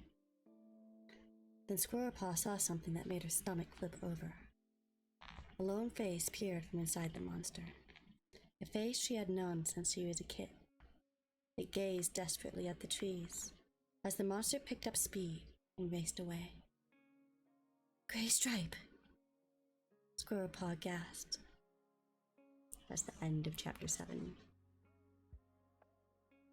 Chapter 8. Leafpaw watched the monster pull away and opened her mouth to howl, but no sound came out. The forest spun around her, and she blinked, fighting the urge to lie down and never get up again. Two legs began to run toward the trees, shouting and waving their paws. They were not safe yet. Bramaclaw exploded from the undergrowth behind them. "Quick! Run!" He raced to Squirrelpaw's side and gave her a shove. Squirrelpaw dragged her horrified gaze from the clearing and stared at Bramaclaw. "What about Graystripe? There's nothing we can do for him right now," he hissed. "Hurry, we have to get out of here." "Which way?" Cody yelled, staring into the trees.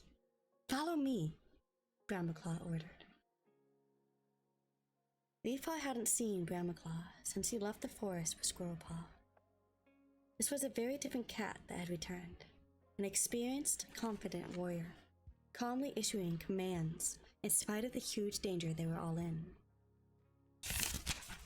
This wasn't the time to find out exactly where they had been for the last moon. Pulling her paws free from the mud, she scrabbled through the undergrowth behind Squirrelpaw and Cody. Cloudtail passed her with Brightheart, so close to him that their fur touched.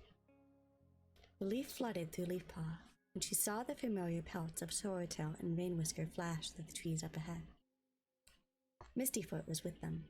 All trapped cats had been freed, but they had lost Graystripe. She heard the two legs crashing through the forest behind them. Glancing over her shoulder, she watched them blunder through the bushes, swerving clumsily around the trees and stumbling over the trailing brambles. Leafpaw knew they would not catch her now. This was her domain. She could race through it as fast as any creature, her lithe body perfectly suited to slipping through the undergrowth like the wind. The cat scrambled down Snake Rocks. The two legs were far behind now, and Leafpaw slowed her pace. Cody fell in beside her as they padded breathlessly into the leaf-strewn glade beside the great sycamore. The other cats were sprawled on the ground, exhausted. Cloudtail was licking Brightheart's ears, as if he would never get them clean. Mistyfoot watched them, her pale gray flanks heaving. Cody looked nervously around the clearing. "Is it safe here?" "The two legs won't catch us now," Leafpaw assured her. "But what about foxes and badgers?" Cody's eyes were huge. "Aren't the woods full of all kinds of dreadful things?" "Like wild cats?" Leafpaw joked weakly. She collapsed onto the soft leaves next to the other ThunderClan cats. Rainwhisker struggled to sit up. His dark gray fur stood on end, and there was blood oozing between the claws on one of his front paws. "Are you sure they got Graystripe?" Squirrelpaw flattened her ears. "A monster carried him away. I saw him. But he was fighting like a TigerClan cat," Thornclaw protested. "They couldn't have caught him." There are too many two legs, Squirrelpaw explained. Mistyfoot dipped her head toward Squirrelpaw. I owe him my life, she murmured. I thought we would never escape. He stared intently at her. You saved us. Squirrelpaw sat up. It wasn't just me, she insisted. We all risked our lives. Graystripe led the way.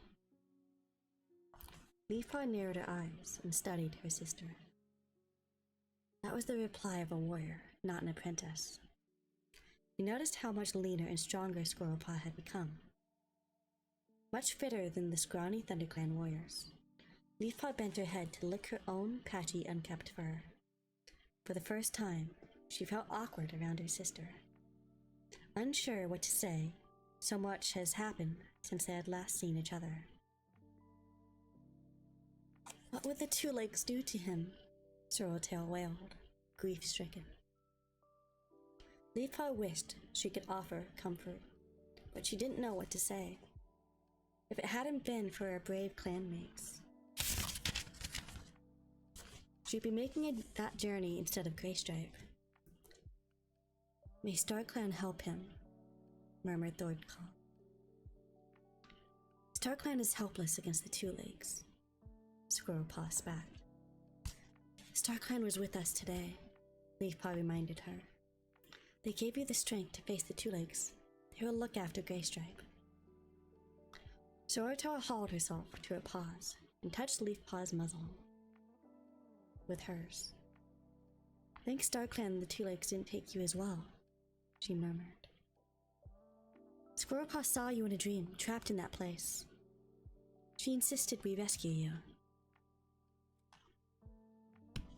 It wasn't just me you saved, Leafpaw meowed, looking gratefully at her clanmates. You saved all of us, Cody agreed, padding over to Leafpaw's side. Sorreltail purled away from Leafpaw and looked sharply at the kitty pet. Who are you? She demanded. You're not a forest cat, but you don't look like a rogue either. This is Cody, Leafpaw meowed. She stopped me from feeling sorry for myself and made me believe we might be able to escape. Sorreltail sniffed. You're a kitty pet? Rainwhisker sat up and stared at the tabby she-cat. Thornclaw flattened his ears. Yes, I'm a kitty pet, Cody confirmed. Bramblaclaw got to his paws and padded over to Leafpaw. Oh, not Leafpaw, Cody. Both of their names like right next to each other. I'm gonna do that sentence again. Bramblaclaw got to his paws and padded over to Cody. Leafpaw saw her friend try not to flinch away from the broad-shouldered warrior, whose coat was streaked with mud and blood. You want us to show you the way back to Two Leg Place? He offered. It's not safe enough to go that way yet, Leafpaw warned. The two legs might be searching the woods. Brightheart sat up and stared nervously around the glade. It's okay, Cloudtail reassured her. You can outrun them here. It'll be even safer back at the camp, mewed Squirrelpaw. Why doesn't Cody come with us for now? The kitty pet stared uncertainly at the cats. For all her courage when they were trapped, she was obviously feeling daunted by being around so many of the wildcats she had heard about in bloodthirsty stories. We'll be made welcome, Leafpaw meowed. She looked at Bramblaclaw and Rainwhisker, hoping she was right. Firestar won't turn away any cat who's in trouble. Bramblaclaw agreed. Won't your two legs be missing you? Sorreltail asked pointedly, and Leafpaw glanced at her in surprise. Yes, of course. Cody kneaded the ground with her paws. Some of the fire returned to her blue eyes, but it sounds as if it wouldn't be safe for me to travel through that part of the forest alone. And I don't want to put any more of you in danger. We'll get you home as soon as it's safe, Leafpaw promised. I suppose we should be going then, Sorreltail sighed. She looked at Brambleclaw. What are we going to tell Firestar about Greystripe? Leafpaw swallowed.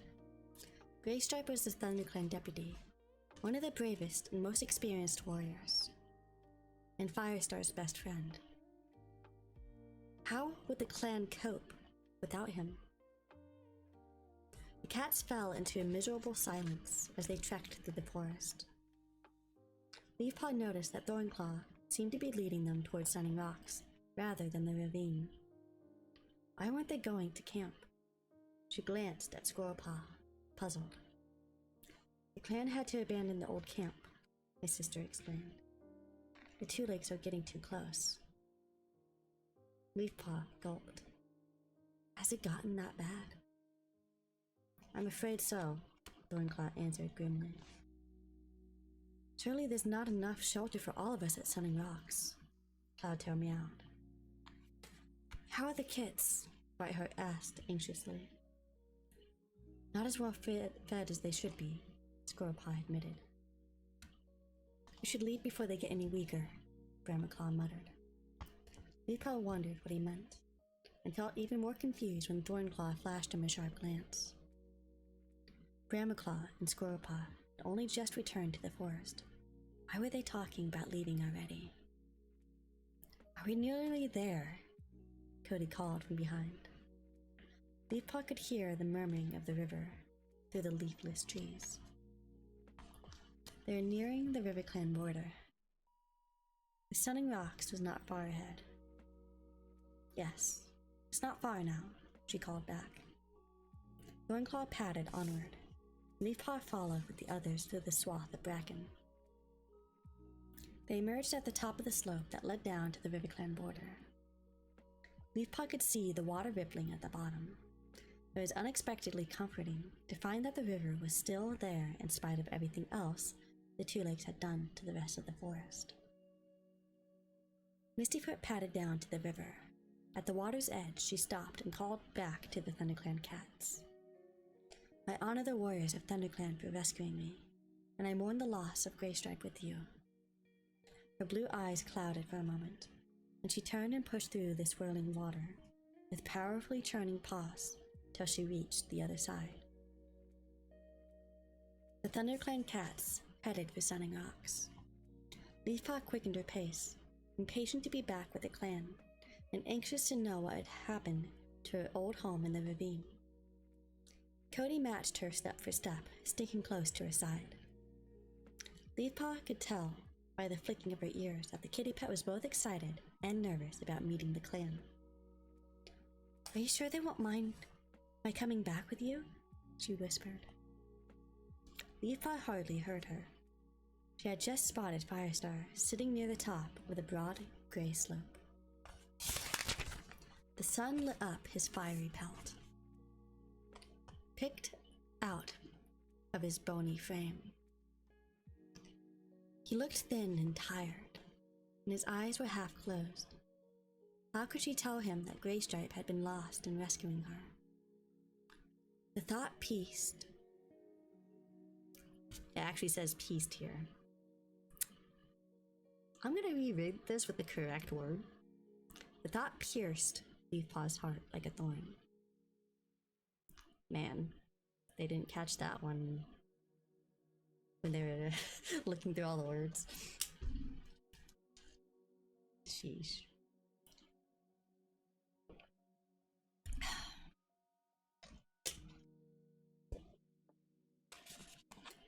The breeze must have carried her scent, for Firestar suddenly turned and stared down at the rock.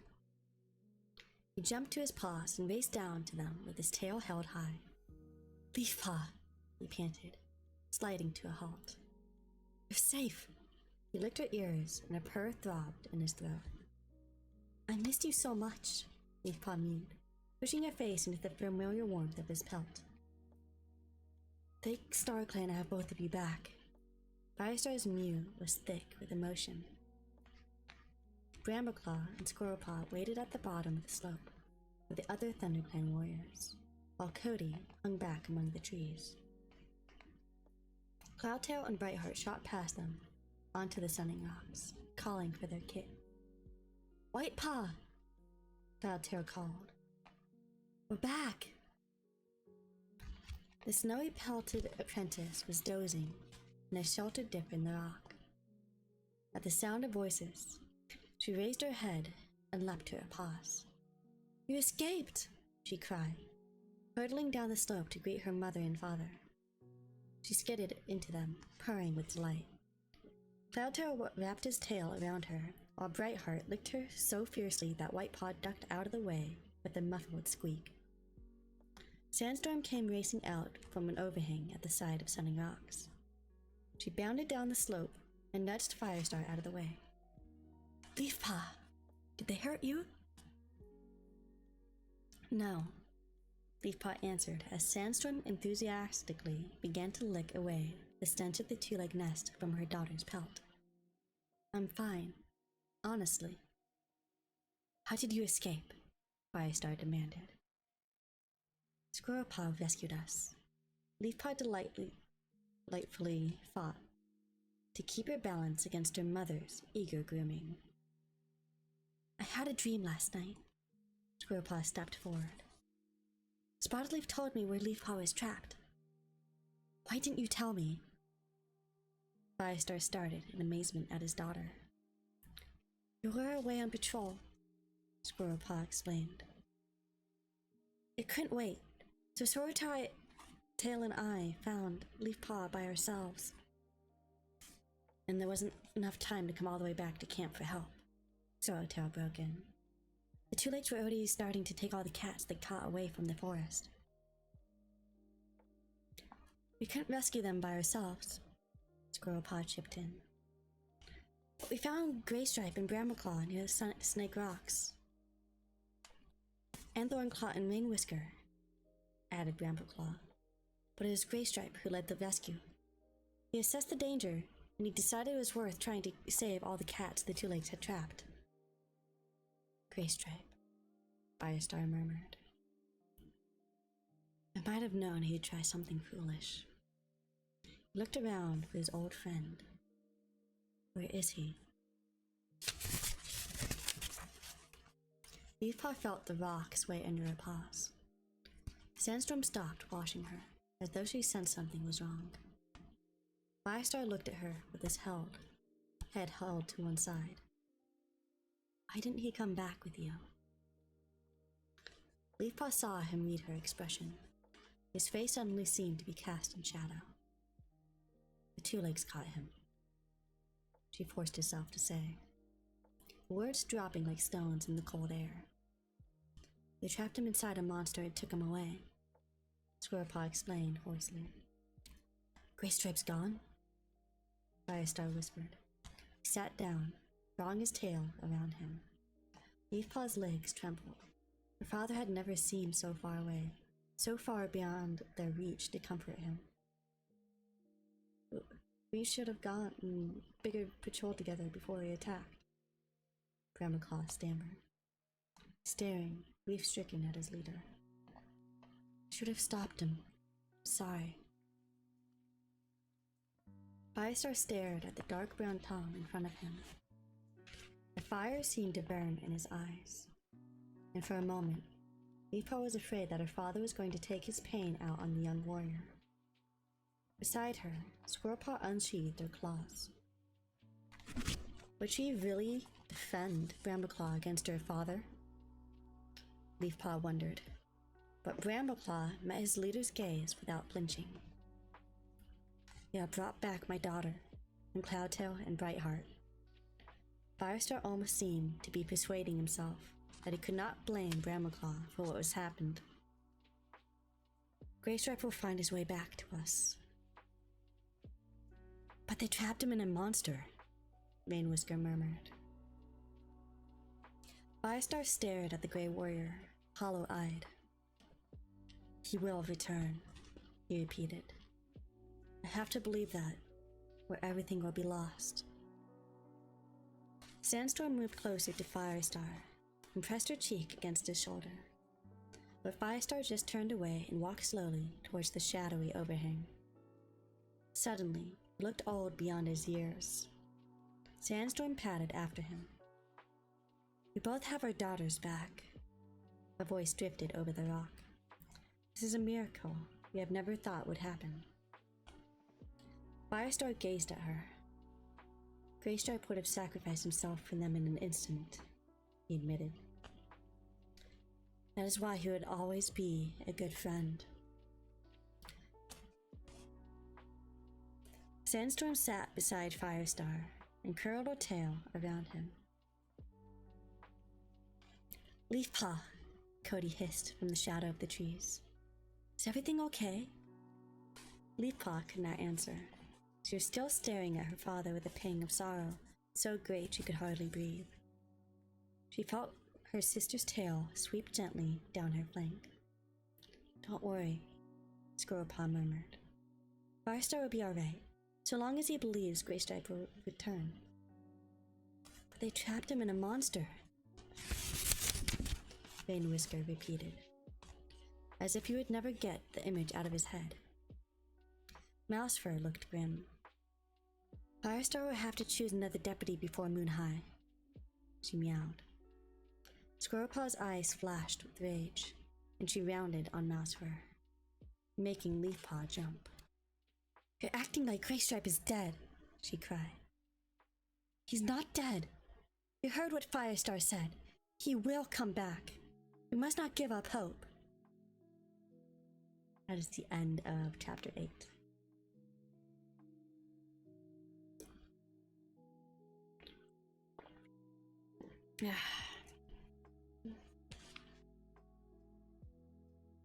Chapter 9.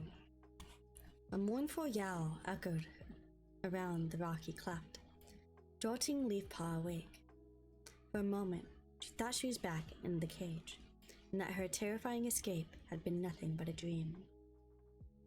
Then she smelled the scent of the forest and the river on the icy breeze, and remembered she was at Sunning Rocks, in the new ThunderClan camp.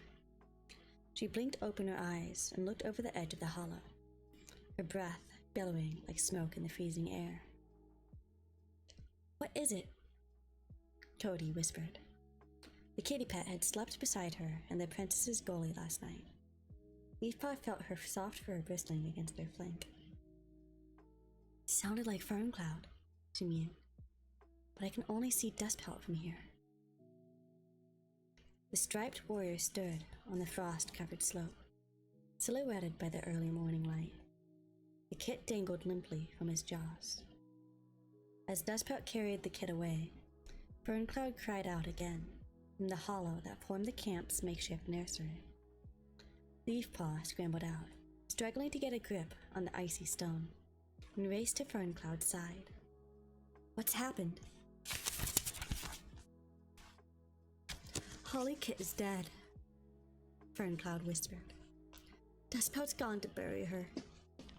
She tucked her remaining kit close to her belly. I woke and she was cold, so cold. Her voice cracked with grief. I licked her, but she would not wake up. Leafpaw felt sorrow grip her heart. What kind of medicine cat was she, if she hadn't even noticed Holly Kit was so close to death? Oh, Ferncloud, she breathed. I'm so sorry. One by one, the clan gathered above the nursery in grim silence. Cody stood among them, eyes round with sympathy. To Leafpaw's relief, her clanmates took no notice of the kitty pet. They shared a common enemy now. The two lakes were trapping cats and tearing up the forest. Cinderpelt scrabbled down into the hollow. Fetch some poppy seeds, she ordered. Ferncloud must not waste what little energy has left on grieving. Leafpaw hurried through the crack in the rock where Cinderpelt stored her tiny heap of remedies and reached in to pull out a leaf-wrapped hoard of poppy seeds. She wished with all her heart they were still in the ravine, where the medicine cats had kept their den in the rock well stocked. Looking at the shriveled leaf beneath her paw, she guessed there were only 2 or 3 doses of poppy seeds left, and there was no hope of finding more with Leafbear nearly upon them. Firestar's call startled her. Leafpaw, She turned to see her father bounding up the slope with Brambleclaw and Mousefur. "How's Ferncloud?" he asked. "Cinderpelt told me to get some poppy seeds to calm her," Leafpaw told him. "I didn't think it would be good. I just keep messing up now. Ad starts in a minute, you guys. "I didn't think it would get this bad so soon," Firestar growled. "Oh, StarClan. What can I do to help these cats?" He raised his eyes to Silverpelt, fading quickly in the dawn light. "Last night was so cold," Mousefur remarked. "The poor little mite didn't have enough flesh on her bones to make it through." "Birchkit survived," Leafpaw reminded him. "We must do everything we can to make sure Ferncloud can feed him properly. But the nights are only going to get colder once the snow comes." Firestar trailed off and stared into the trees beyond Sunning Rocks. Well, I'll be right back. See you guys after the ads.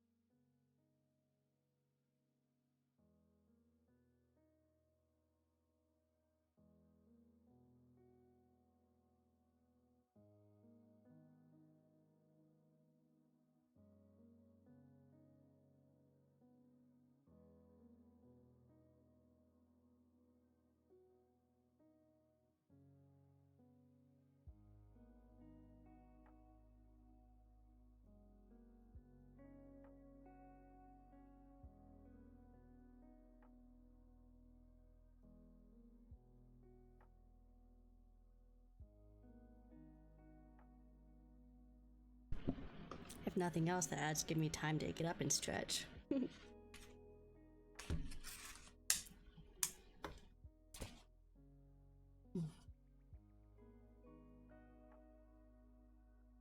Welcome back from the ads, you guys. My cat's back also. He's a little brat. Brambleclaw glanced uneasily at Leafpaw. "If we are to leave the forest, we should go soon," he meowed. "Before snowfall makes the mountains too difficult to cross." Leafpaw narrowed her eyes. She had been torn by doubts since her sister had told her about Midnight's warning. She could tell that many of her clanmates couldn't believe that StarClan really intended them to go.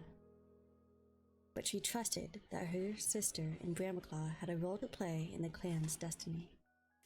She did not want to leave her forest home, and she feared that the clan were not strong enough for such a journey. But how could she ignore the will of StarClan? "You already know how I feel. We cannot go without the other clans," Firestar pointed out. Leafpaw silently agreed with him. However much hardship one clan was in, they had to remain together for StarClan's sake. I must take these to Ferncloud, she murmured, picking up the bundle of seeds. As she reached the crevice, Sorito was padding away, her eyes dull with sorrow. She didn't even look up as she went past. Leafpaw noticed that she trod carefully on the freezing stone, as if it hurt her paws. She scrabbled into the hollow and dropped the poppy seeds at Cinderpelt's paws. Ferncloud was lying with her eyes wide, staring at nothing. Birchkit was huddled beside her, too shocked and hungry to mew. To Leafpaw's surprise, Cody was there too. "Thank you," Cinderpelt whispered, taking the leaf bundle and carefully unwrapping it with her teeth. "Shouldn't you be outside?" Leafpaw gently prompted Cody. "I thought I might be able to help," came the reply. "I lost a litter once." "A whole litter? So sad." "They didn't die," Cody explained quickly. "My housefolk sent them away to new homes, but I felt the loss as badly." "And these are 2 legs you want to go back to?" Leafpaw mewed in disbelief. How could he possibly forgive them? It is normal for kitty pets to not raise their kits. We don't expect anything else, Cody blinked. My housefolk are gentle and kind. They chose good homes for each kit. They wouldn't have known that I missed them. Cinderpelt silenced them with a warning stare. Ferncloud had grown fretful again, writhing on the cold stone and letting out tiny moaning sounds. "Hollykit is with StarClan now," Cinderpelt whispered to her. "She'll never know cold or hunger again." "I tried my best," Ferncloud wailed. "Why couldn't I have died instead of her?" Firestar's deep meow sounded from the rim of the hollow. "Because then and there would be no cat left to look after Birchkit. You must have courage, Ferncloud." Leafpaw looked up. Cody flattened her ears. She had not met the ThunderClan leader yet. "Ferncloud, I'm sorry about Hollykit," Firestar went on. "We'll make sure Birchkit survives." Ferncloud stared up at him. "Birchkit must survive," she hissed. Cinderpelt placed a poppy seed on the ground beside her. "Here," she mewed. "Eat this. It'll help soothe your pain." Ferncloud looked uncertainly at the seed. Cody stretched forwards and sniffed the black speck. "Eat it," she advised, pushing it nearer to Ferncloud with her paw. "You need to save all your strength for the kit you have left." Firestar watched her curiously. "Sandstorm told me Leafpaw had brought a kitty pet back with her. Is that you?" "Yes, I'm Cody." "Come, Ferncloud, eat the poppy seed. You can see that the clan cannot offer you much as a place of safety." Firestar apologized. "But it's even more dangerous for you to travel alone. When I have a free warrior, you'll be escorted home. Till then, you can stay with us." "Thank you," Cody murmured. Firestar's gaze flicked back to Ferncloud. "We should be all right." "She just needs rest," Cinderpelt told him. "And Birchkit? He always was the strongest of the 3. Cinderpelt bent down to lick the small scrap of fur that had begun to knead his mother's belly in search of milk. "Do your best." Firestar turned and padded away. Cody's shoulders drooped. "It's hard to believe your father was ever a kitty pet," she muttered to Leafpaw. "I never really think about it," she admitted. "It's not as if I knew him back then. I was born after he became the leader." She looked at Cody. "You'd be all right staying here?" "Of course."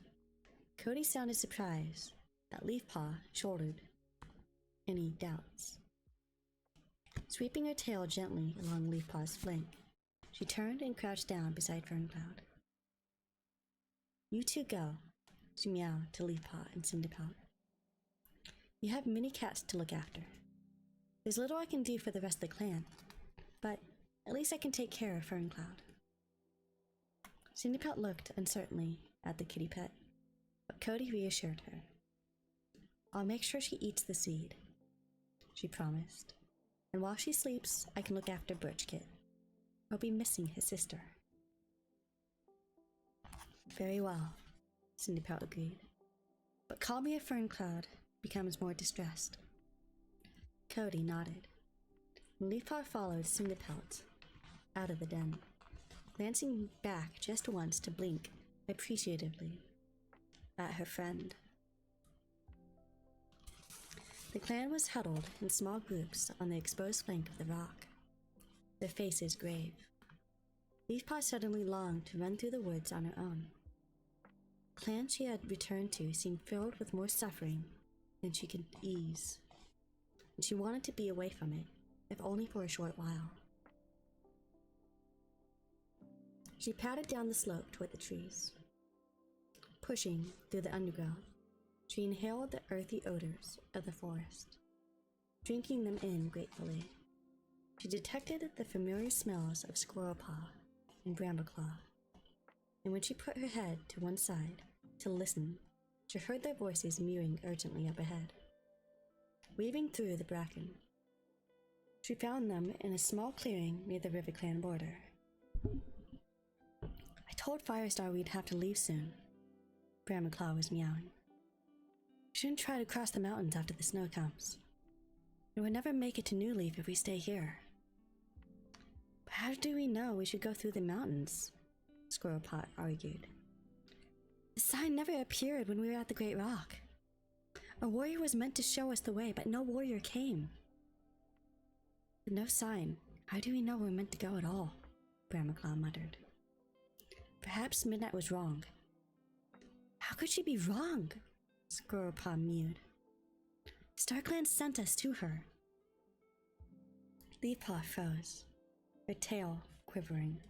She closed her eyes, wishing for some sign that StarClan was listening. Cat, what are you doing? That is not meant for you. No, stop it. You stop that. I'm sorry, my cat's trying to bat stuff on my desk. Hi, welcome in. I hope you're enjoying the story.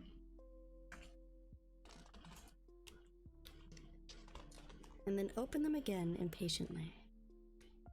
Why was she being so feeble? If StarClan had a sign, they would send it. Until then, they'd have to figure out this by themselves. Squirrelpaw? She called. Brambleclaw, it's me. She pushed through the bracken to join her clanmates. The pair sprang away from each other and faced her warily. Brambleclaw shifted his paws. Did you hear what we were talking about? Yes. What do you think? He stared at her. Could Midnight have been wrong? Part of Leafpaw wanted Midnight to be wrong.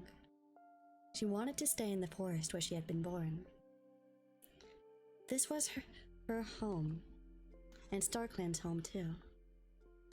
But why else would they have ordered Brambleclaw and the others to make such a dangerous journey? They would not have risked the cats' lives for nothing. Is it StarClan you doubt, or yourselves? She murmured. Brambleclaw wearily shook his head. The journey was difficult enough. We didn't think things would be even harder once we returned. We're so sure that StarClan would show us the way, but they haven't. And we can't afford to wait. Taking the clan away from their home is such a big responsibility. And we don't know when we should leave or where we should go, Squirrelpaw put in. In the end, it has to be Firestar's decision, Leafpaw reminded them. You can only tell him what you have heard. Brambleclaw nodded. How did he get to be so wise? Squirrelpaw asked her sister fondly. How'd you become so brave and noble? Leafpaw teased, flicking Squirrelpaw's flank with her tail. She felt a surge of happiness at being with her sister again. Then she remembered Ferncloud and Graystripe, and her heart sank. If Firestar does decide to leave, she breathed. What about Graystripe? Squirrelpaw looked sad. Graystripe will find us, wherever we are. I hope so, Leafpaw mewed. But until he does, who will be deputy? Graystripe is still our deputy, Brambleclaw meowed. But he's not here, and the clan needs a strong leadership now, more than ever, Leafpaw argued. Firestar can't appoint a new deputy as long as he believes Graystripe is still alive, Brambleclaw insisted. Leafpaw shook her head. You couldn't agree with him, but she admired his loyalty. Let's not argue about it, Squirrelpaw pleaded. There's already too much to worry about. She glanced at Leafpaw. Something I wished I'd asked Graystripe to explain before we lost him. Leafpaw tipped her head on one side. What? Just seemed strange at the time, and Firestar silenced him before he could explain. Brambleclaw pricked his ears as she went on. When we first returned, Graystripe welcomed us by saying, Fire and Tiger have returned. Squirrelpaw blinked. It just seemed like an odd thing to say. Leafpaw looked at her paws, unsure what to say. Should she tell Squirrelpaw and Brambleclaw about Cinderpelt's ominous warning? Or would they be better off without that hanging over their heads? After all, they had enough to worry about already. You know something, don't you? Squirrelpaw prompted. Leafpaw shuffled her paws, feeling a flash of frustration that she could never hide anything from her sister. Cinderpelt had a message from StarClan. Brambleclaw leaned forward. Thought StarClan had been silent. It was just before you left, Leafpaw explained. StarClan warned her that Fire and Tiger would destroy the clan. Fire and Tiger? Squirrelpaw echoed. What's that got to do with us? Leafpaw twitched an ear. You are Firestar's kit. She turned to Brambleclaw. And you're Tiger Stars. Squirrelpaw's eyes widened. So we're Fire and Tiger? Leafpaw nodded. So I'm gonna say something about this, and I have a different theory. Before we continue on reading, I think that it's not actually going to be Brambleclaw and Squirrelpaw. I think it's gonna be Leafpaw and Mothpaw. Well, not Mothpaw, but like, you know, different name. Yeah, it's gonna be those two. The one that's in River Clan and is actually gonna be Leafpaw. They're also Tiger Stars kits and Fire Stars kits. So I don't think the warning was about these two at all. I think it's actually the opposite, and it's actually the sister and the one in Leaf Clan. Why did I say Leaf Clan? I was thinking Leafpaw. I'll also think of River Clan. I combined Leafpaw and fucking River Clan. ADHD brain go burr. You think too fast and then like you miss some, you know, words.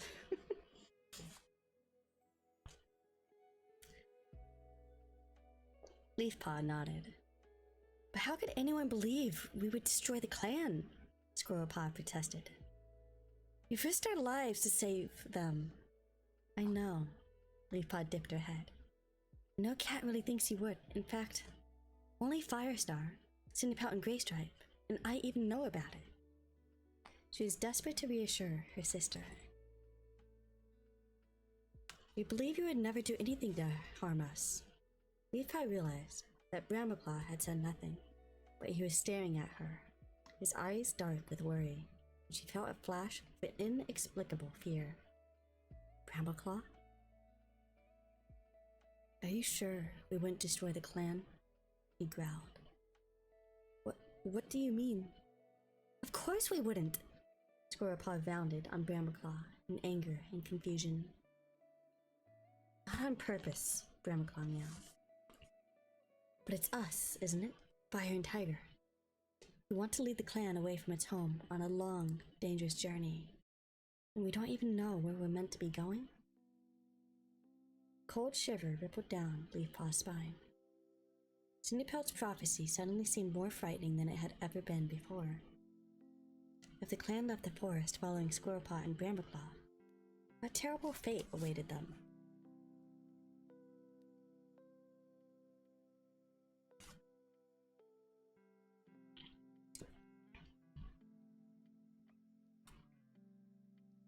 When the three cats returned to Sunning Rocks, the leaf bare sun was already low in the sky. Each cat carried a piece of fresh kill. Leafpaw had caught a mouse, Brambleclaw had held a starling in his jaws, while Squirrelpaw carried a plump thrush. Leafpaw longed to go to sleep and forget Brambleclaw's worrying warning, but she was a medicine cat, and she could not rest until she knew the clan was all right. As she followed her sister up the slope, she wondered if Cody had managed to persuade Ferncloud to eat the poppy seed. Brackenfur met them. The fresh kill pile is over there. He gestured with his tail to a meager heap further up the rock. Ashfur sat guard beside it, scanning the sky for birds of prey. The days were gone when fresh kill pile lay at the edge of the camp, well stocked and unguarded. As Leafpaw dropped her offering to the pile, she was shocked by how small it was. There would not be enough for a whole piece of prey each. Tonight, she would have to go without, she decided. She felt too tired to eat anyway. She padded towards Cinderpelt and Mousefur, who were lying underneath a shallow overhang. The medicine cat looked exhausted, as much in need of her healing herbs as any of her clanmates. How's Ferncloud? Leafpaw asked. Cinderpelt looked up. She's resting now. Cody's taking good care of her. Not bad for a kitty pet, that one, Mousefur added with a twitch of her tail. She looked so nervous when she arrived, I didn't think she'd settle in. But it looks like she'll be okay, here, for a while anyway. Leafpaw blinked gratefully at the dusky brown cat, then turned to Cinderpelt again. There was something she had to ask, even though she dreaded hearing the answer. Yo, welcome in, hi. I hope you're enjoying the story. Will Ferncloud lose another kit? Birdskit is strong enough for now, Cinderpelt reassured her. And with only one mouth to feed, Ferncloud should be able to give him more milk. It won't last the winter if we stay here, though, Mousefur commented. Her eyes betrayed alarm as she saw Dustpelt padding toward her. I hope you didn't hear that, she whispered. He's mourning enough today. I did hear, Mousefur, Dustpelt meowed wearily. And I agree, we must leave the forest. Leafpaw stared at him in shock. Pollykit's death seemed to have crushed the last morsel of strength in him. Dustpelt raised his voice so that his deep meow rang around the rock. All the other cats stared at him in astonishment. We must leave the forest as soon as we can, he insisted, his eyes blazing. He swung his head around to look at Brambleclaw. The message from StarClan is the only sign of hope we've had, he meowed. Mousefur stood up. Before you can leave, I need a new deputy. As she spoke, Firestar appeared from the edge of the forest, carrying a scrawny black bird. He had clearly heard her words, his eyes glittering as he dropped the black bird onto the fresh kill pile and strode up the slope. ThunderClan has a deputy. When Greystrap returns, he won't find another cat in his place. He turned to face Dustpelt. I'm glad you agree we must leave, he meowed. But we can't leave yet, not without the other clans. I only have one kit left, Dustpelt meowed. You would die if we stay. We'll all probably die. Then we must try harder to persuade the other clans to leave, Firestar growled. The other clans come when they are ready. Dustpout retorted. We are ready now. Firestar returned the warrior's gaze. You cannot leave yet, he repeated. Ferncloud still needs rest, Cinderpout put in quietly. Firestar acknowledged her support with a brief nod. Bramaclaw faced Dustpout. Now you are mourning 2 kits, he mewed. And I fear that you... I'm gonna have a sip of water, hang on.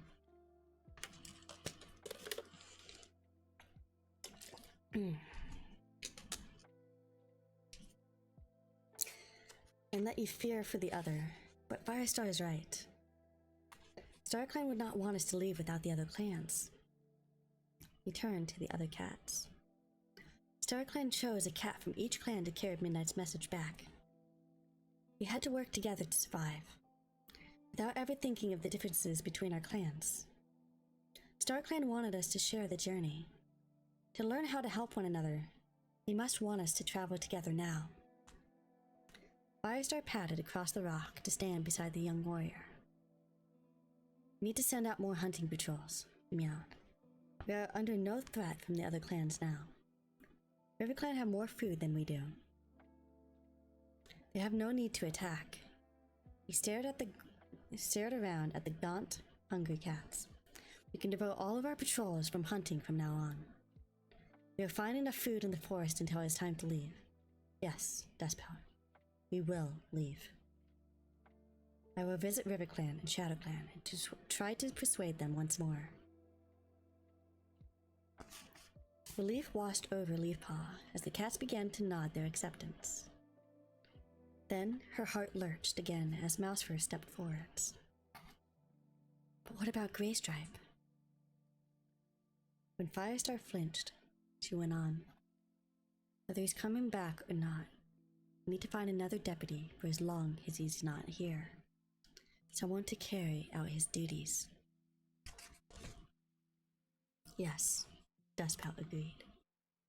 You haven't named anyone yet. He glanced at Brambleclaw. You should choose someone young, some cat StarClan clearly approves of. Leafpaw looked around. Ashfur, Whitepaw, Frostfur, and Cloudhair were staring at Brambleclaw, even though Thornclaw seemed to be watching the young cat, as though he might be the one to fill Greystripe's paw prints. Only Mousefur and Rainwhisker were looking elsewhere. Brackenfur has enough experience, Mousefur suggested. He is young and strong, and has earned his warrior name many times over. Rainwhisker nodded. Brackenfur would be a good deputy. Why are you talking like this? Greystripe is not dead, Firestar spat. He's still our deputy. The bristling fur along his spine warned the other cats not to argue. He shook himself and blinked, calming down. But you're right. Someone must carry out Greystripe's duties. Hi, welcome in. I hope you're enjoying the story. And yes, you gotta love foxes. I can make my ears wiggle.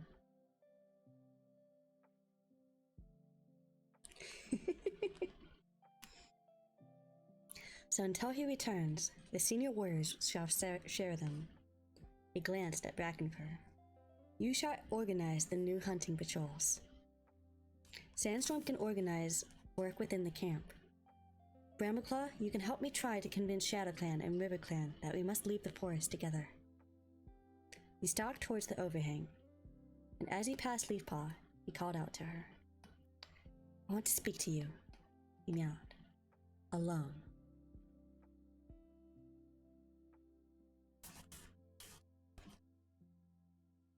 Leafpaw followed him uneasily to the hollow. She glanced down at Cody, who was still in the makeshift nursery.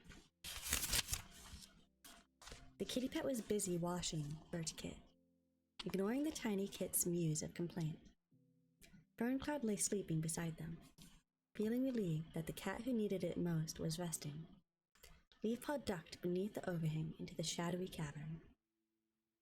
Firestar looked urgently into her eyes. Leafpaw meowed. You must tell me if you had any sign from StarClan. No, nothing, she answered, surprised by his intensity. What about Cinderpelt? There's gonna be an ad in a minute. Just a pre-warning. She has heard nothing either. Firestar blinked. I was hoping they might have spoken to you. Leafpaw shifted her paws awkwardly. Though she was pleased her father had such faith in her, she felt uncomfortable that he thought StarClan might share with her rather than the clan's medicine cat. Why are they so quiet? Firestar continued angrily, unsheathing his claws against the cold stone floor. They're trying to tell us each clan must look after itself rather than leave the forest together? I felt the same when the Two Lakes captured me, Leafpaw admitted. StarClan did not visit me once in my dreams while I lay in that stinking cage. I felt as if I was utterly alone, but I wasn't. She returned her father's solemn gaze. My clanmates came to rescue me. I'm gonna pause there, and then I'll come back as soon as the ads are over, and I will be right back.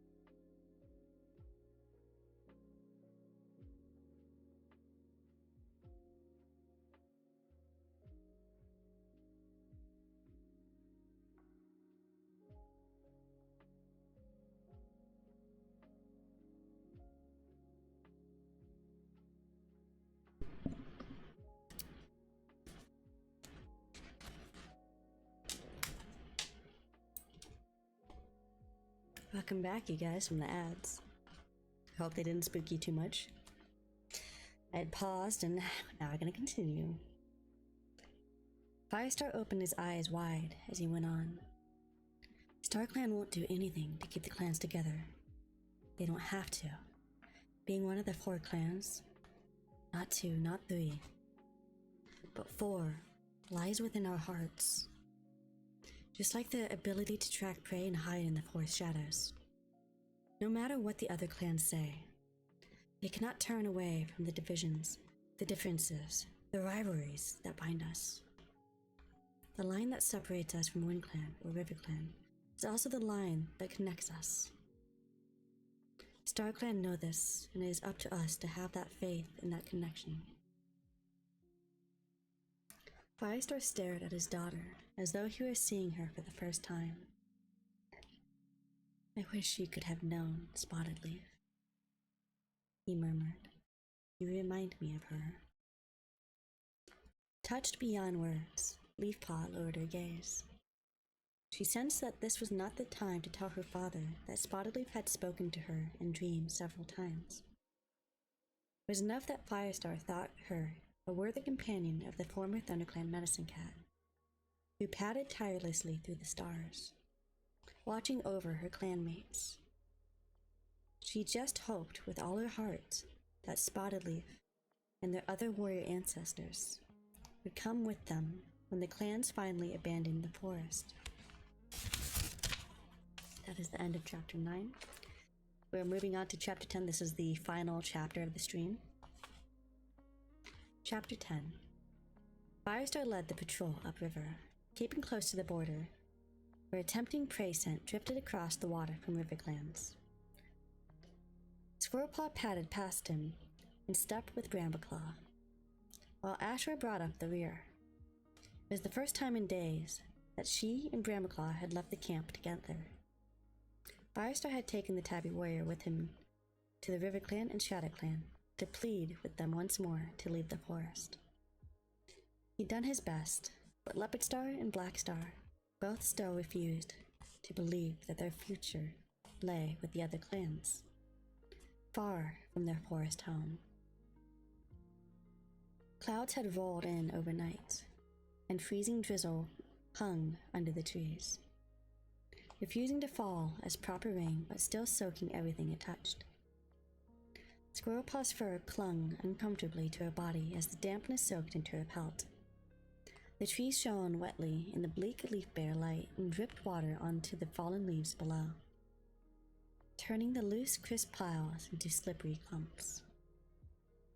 Suddenly, Firestar stopped and lifted his nose to the scent of the air. Squirrelpaw took a deep breath, hoping to catch the welcome aroma of a mouse or thrush or vole. But there's no prey scent coming from the side of the river, only something that seems strange and familiar all at the same time. "I think I recognize that smell," she whispered to Brambleclaw. "Smells like a rogue," Brambleclaw growled. "Hush," Firestar commanded. He paused, then dashed forwards with his hackles raised. The bushes ahead shivered and a tawny cat burst out. As it streaked away, Brambleclaw yelled a battle cry, joining the chase. "Come on," he called, but Squirrelpaw was already charging after him. The tawny cat swerved toward the scent markers at the Riverclan border. Firestar headed after it without slackening the pace. Squirrelpaw felt a jolt of alarm as she neared. The ThunderClan cats were gaining on the rogue as she pelted over the border. The moment Firestar's paws crossed the line of pursuit, a furious yowl sounded close by, and a dark brown Riverclan warrior leapt from the swath of bracken, snarling viciously. Firestar turned, skidding on the wet leaves, and stopped barely over the border. Brambleclaw and Ashfur almost crashed into him, but managed to stop in time. "Hawkfrost!" Brambleclaw gasped. Firestar took a step backwards over the border, but he continued to stare at Hawkfrost, his eyes stretched wide as though he were staring into the face of a StarClan warrior. Squirrelpaw was surprised that Hawkfrost's ambush had shocked her father so much. It was hardly strange to encounter a warrior patrolling this close to the border, when every cat in Riverclan knew how close their neighbors were to starvation. "What are you doing on Riverclan territory?" Hawkfrost demanded. Firestar did not answer first, and he seemed to recover himself, letting his fur lie flat and relaxing his shoulders. "I was chasing that rogue out of ThunderClan territory," he replied. He glanced at the tawny she-cat who had halted behind Hawkfrost. "Why challenge me when you have allowed a rogue to cross your borders?" Hawkfrost exchanged a long look with the rogue before he answered. "My mother will always be welcome in Riverclan," he meowed. "Sasha!" Suddenly, Squirrelpaw recognized the rogue she had helped escape from the two-legged nest. She felt the mild triumph of curiosity satisfied. It was common knowledge that Hawkfrost and his sister Mothwing had been left in RiverClan by their rogue mother. Though she hadn't stayed in the forest long enough to be known by the other clans. But Firestar seemed to be having more unanswered questions because he stood rigid, staring at mother and son with his ears pricked. With a small dip of her head, Sasha meowed a greeting. "I've heard much about you, Firestar," she murmured. "It is interesting to meet you at last." Her voice was icy and dignified, and Squirrelpaw felt self-consciously young and awkward by comparison. "So you are Sasha?" Firestar meowed softly, his eyes glittering. "Look as if you expected something else," Sasha suggested. Firestar's gaze swept along her well-groomed pelt. "You don't look like a rogue." "And you don't look like a kitty pet," Sasha countered. Squirrelpaw winced, but her father showed no anger. Instead, he met Sasha's proud gaze evenly. "I have often wondered why a rogue would choose to leave her kits with a clan." "Why would a clan make a kitty pet their leader?" Sasha responded. She did not wait for an answer. "Not all cats are true to their birthright, Firestar. Some choose their own path." Firestar narrowed his eyes. "Are you such a cat?" "Maybe," Sasha meowed. "Maybe not. But I hope my kits are." She glanced at Hawkfrost, and Squirrelpaw saw a flash of pride in her eyes. "Will you stay with RiverClan a while?" Hawkfrost invited her. They had plenty of prey. He cast a mocking glance at Firestar, but Firestar didn't react. He simply watched, his eyes still narrowed in thought as Sasha gave her answer. "I won't stay long," she told him. "Oh, hydrate? I have to hydrate? How dare you?"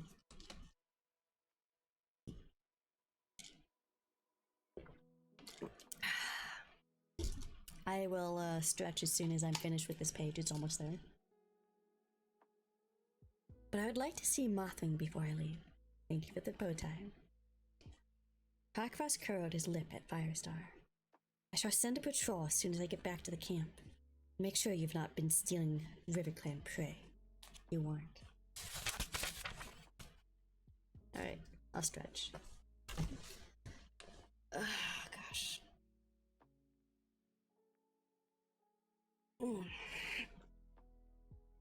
My shoulders are stiff. You're gonna head pat me. Thanks for the head pat.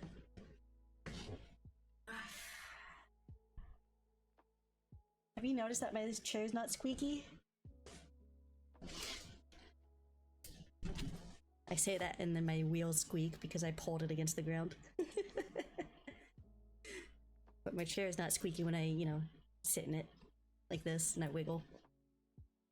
You miss chair ASMR? But new chair, non-squeaky chair. New non-squeaky chairs, comfy chair. You should like non-squeaky chair. This fish is cursing me. Caught Clawface and Sand. Hey, you got Sandpaw. You got Sandstorm when she was younger. You not like Sandpaw? Come on. 444 gold. They're wishing me death. That's funny.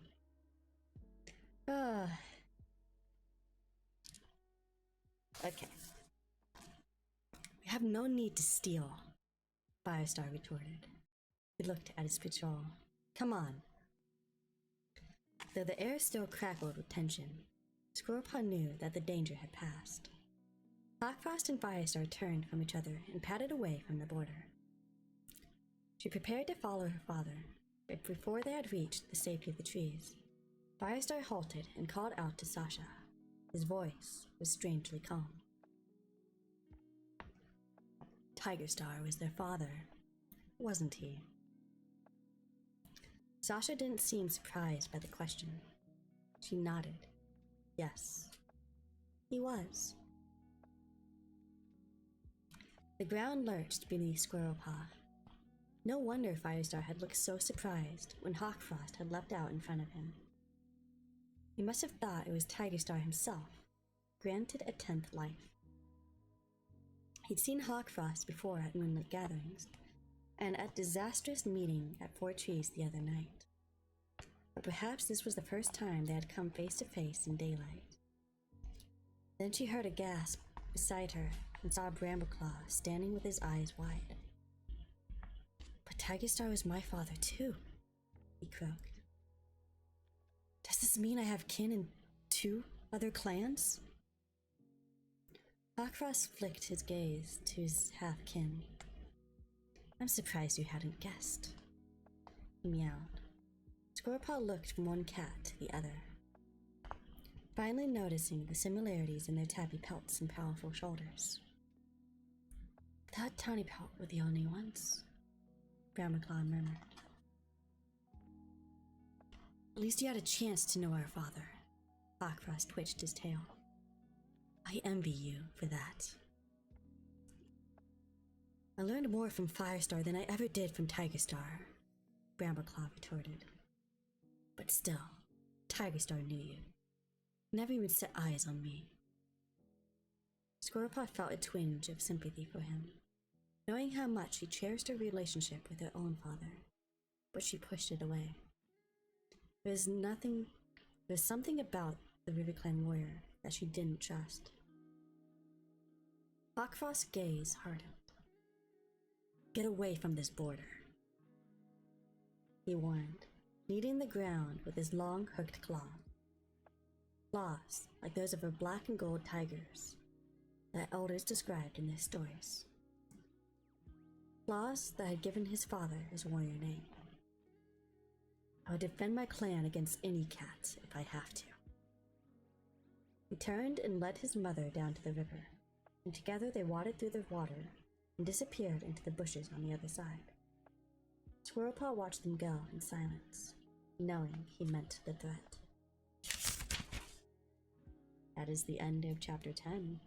And it's finally revealed that Hawkfrost is Tigerstar's son, and now everyone knows. And it's coming full circle, and I believe that tiger that's going to ruin the clan is actually Hawkfrost. Yeah, I think it's going to be Hawkfrost and Leafpaw rather than Brambleclaw and Squirrelpaw, because Brambleclaw and Squirrelpaw actually went on the journey to help the clan. Meanwhile, Hawkfrost is fucking evil. That's my take. I think it's going to be Hawkfrost and Leafpaw. Tiger and, you know, Tiger and Fire.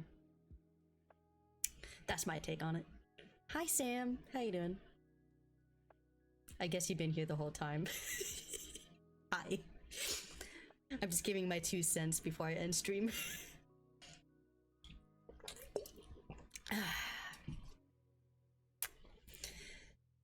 I see Letty, you're getting some more fish and oh look, you have stone fur. You got stone fur, you got tall poppy, you got shade pelt, loud belly, silver paw, clawface, sandpaw, webfoot. Very good. I may have been here for a long time. Yes, that's okay. I mean, lurkers appreciate it. I just wish that you know, Twitch didn't make it such a hassle.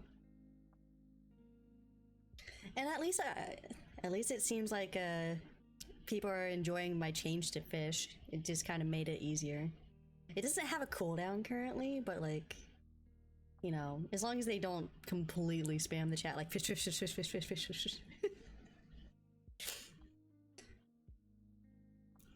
I already warned them, like, you better not just like ultimately spam the chat unless like nothing's going on, you know what I mean? And then it's like, yeah, just go ahead, use it. They've been good about it. Anyway, I hope you guys enjoyed the story. That was the last chapter for the stream. We left on a cliffhanger of them finding out. I really hope that they find Greystripe, or Greystripe somehow makes his way home. I don't know if you guys know this, but I did have a cat. An old one passed away like about 2, 3 years ago or so, a while ago. But that cat, I'm gonna tell you a short story here because this is a cat story, and I have cats. And so when I was younger, and I was in middle school, I had a cat called TJ, and that was short for Trouble Jr. Obviously named after, another cat. And that cat had been stolen, and the neighbors said, "Oh yeah, we saw a Great Dane eat your cat." It's like, okay. So I mourned my cat, and then about 6 months later, I had a dream that she was walking through the house. And what happened a week later, on Halloween night, is that I heard meowing. And I'm like, what is that? And lo and behold, under the house is my missing cat, and she's back, and she has a chipped tooth for her journey. That's a loyal ass cat. She made it back to me. So what I am hoping is that Grace Drive can do the same ass thing and make it back to his clan. That's my hopes. Cats can find you. They'll come back. Yeah, cats can be loyal too. I loved my cat, dude. I was like, I was like super, like, I was bawling when my cat came back. Come on, you have plot armor, FFs. Hey, you can't say that because remember, Silverstream died. Yellowfang died. I was sad when Yellowfang died. Like, dude, what plot armor are you talking about? I miss Yellowfang. Yellowfang's the first medicine cat that Firestar ever met in the first series that like was more of a mentor to him. The first one he actually met, he kind of fell in love with, which was Spotted Leaf, and Spotted Leaf has been all throughout the second series. And that's bullshit. How dare they kill Yellowfang? Exactly. How dare they kill Yellowfang? Alright, you guys. If there is no raid requests, I might just hit the end screen button and chill out for like a minute and then probably end. Yeah. Let me see if I can find one though first. Let's see if there's anyone that I even have on my list. Is there anyone that I can actually raid to?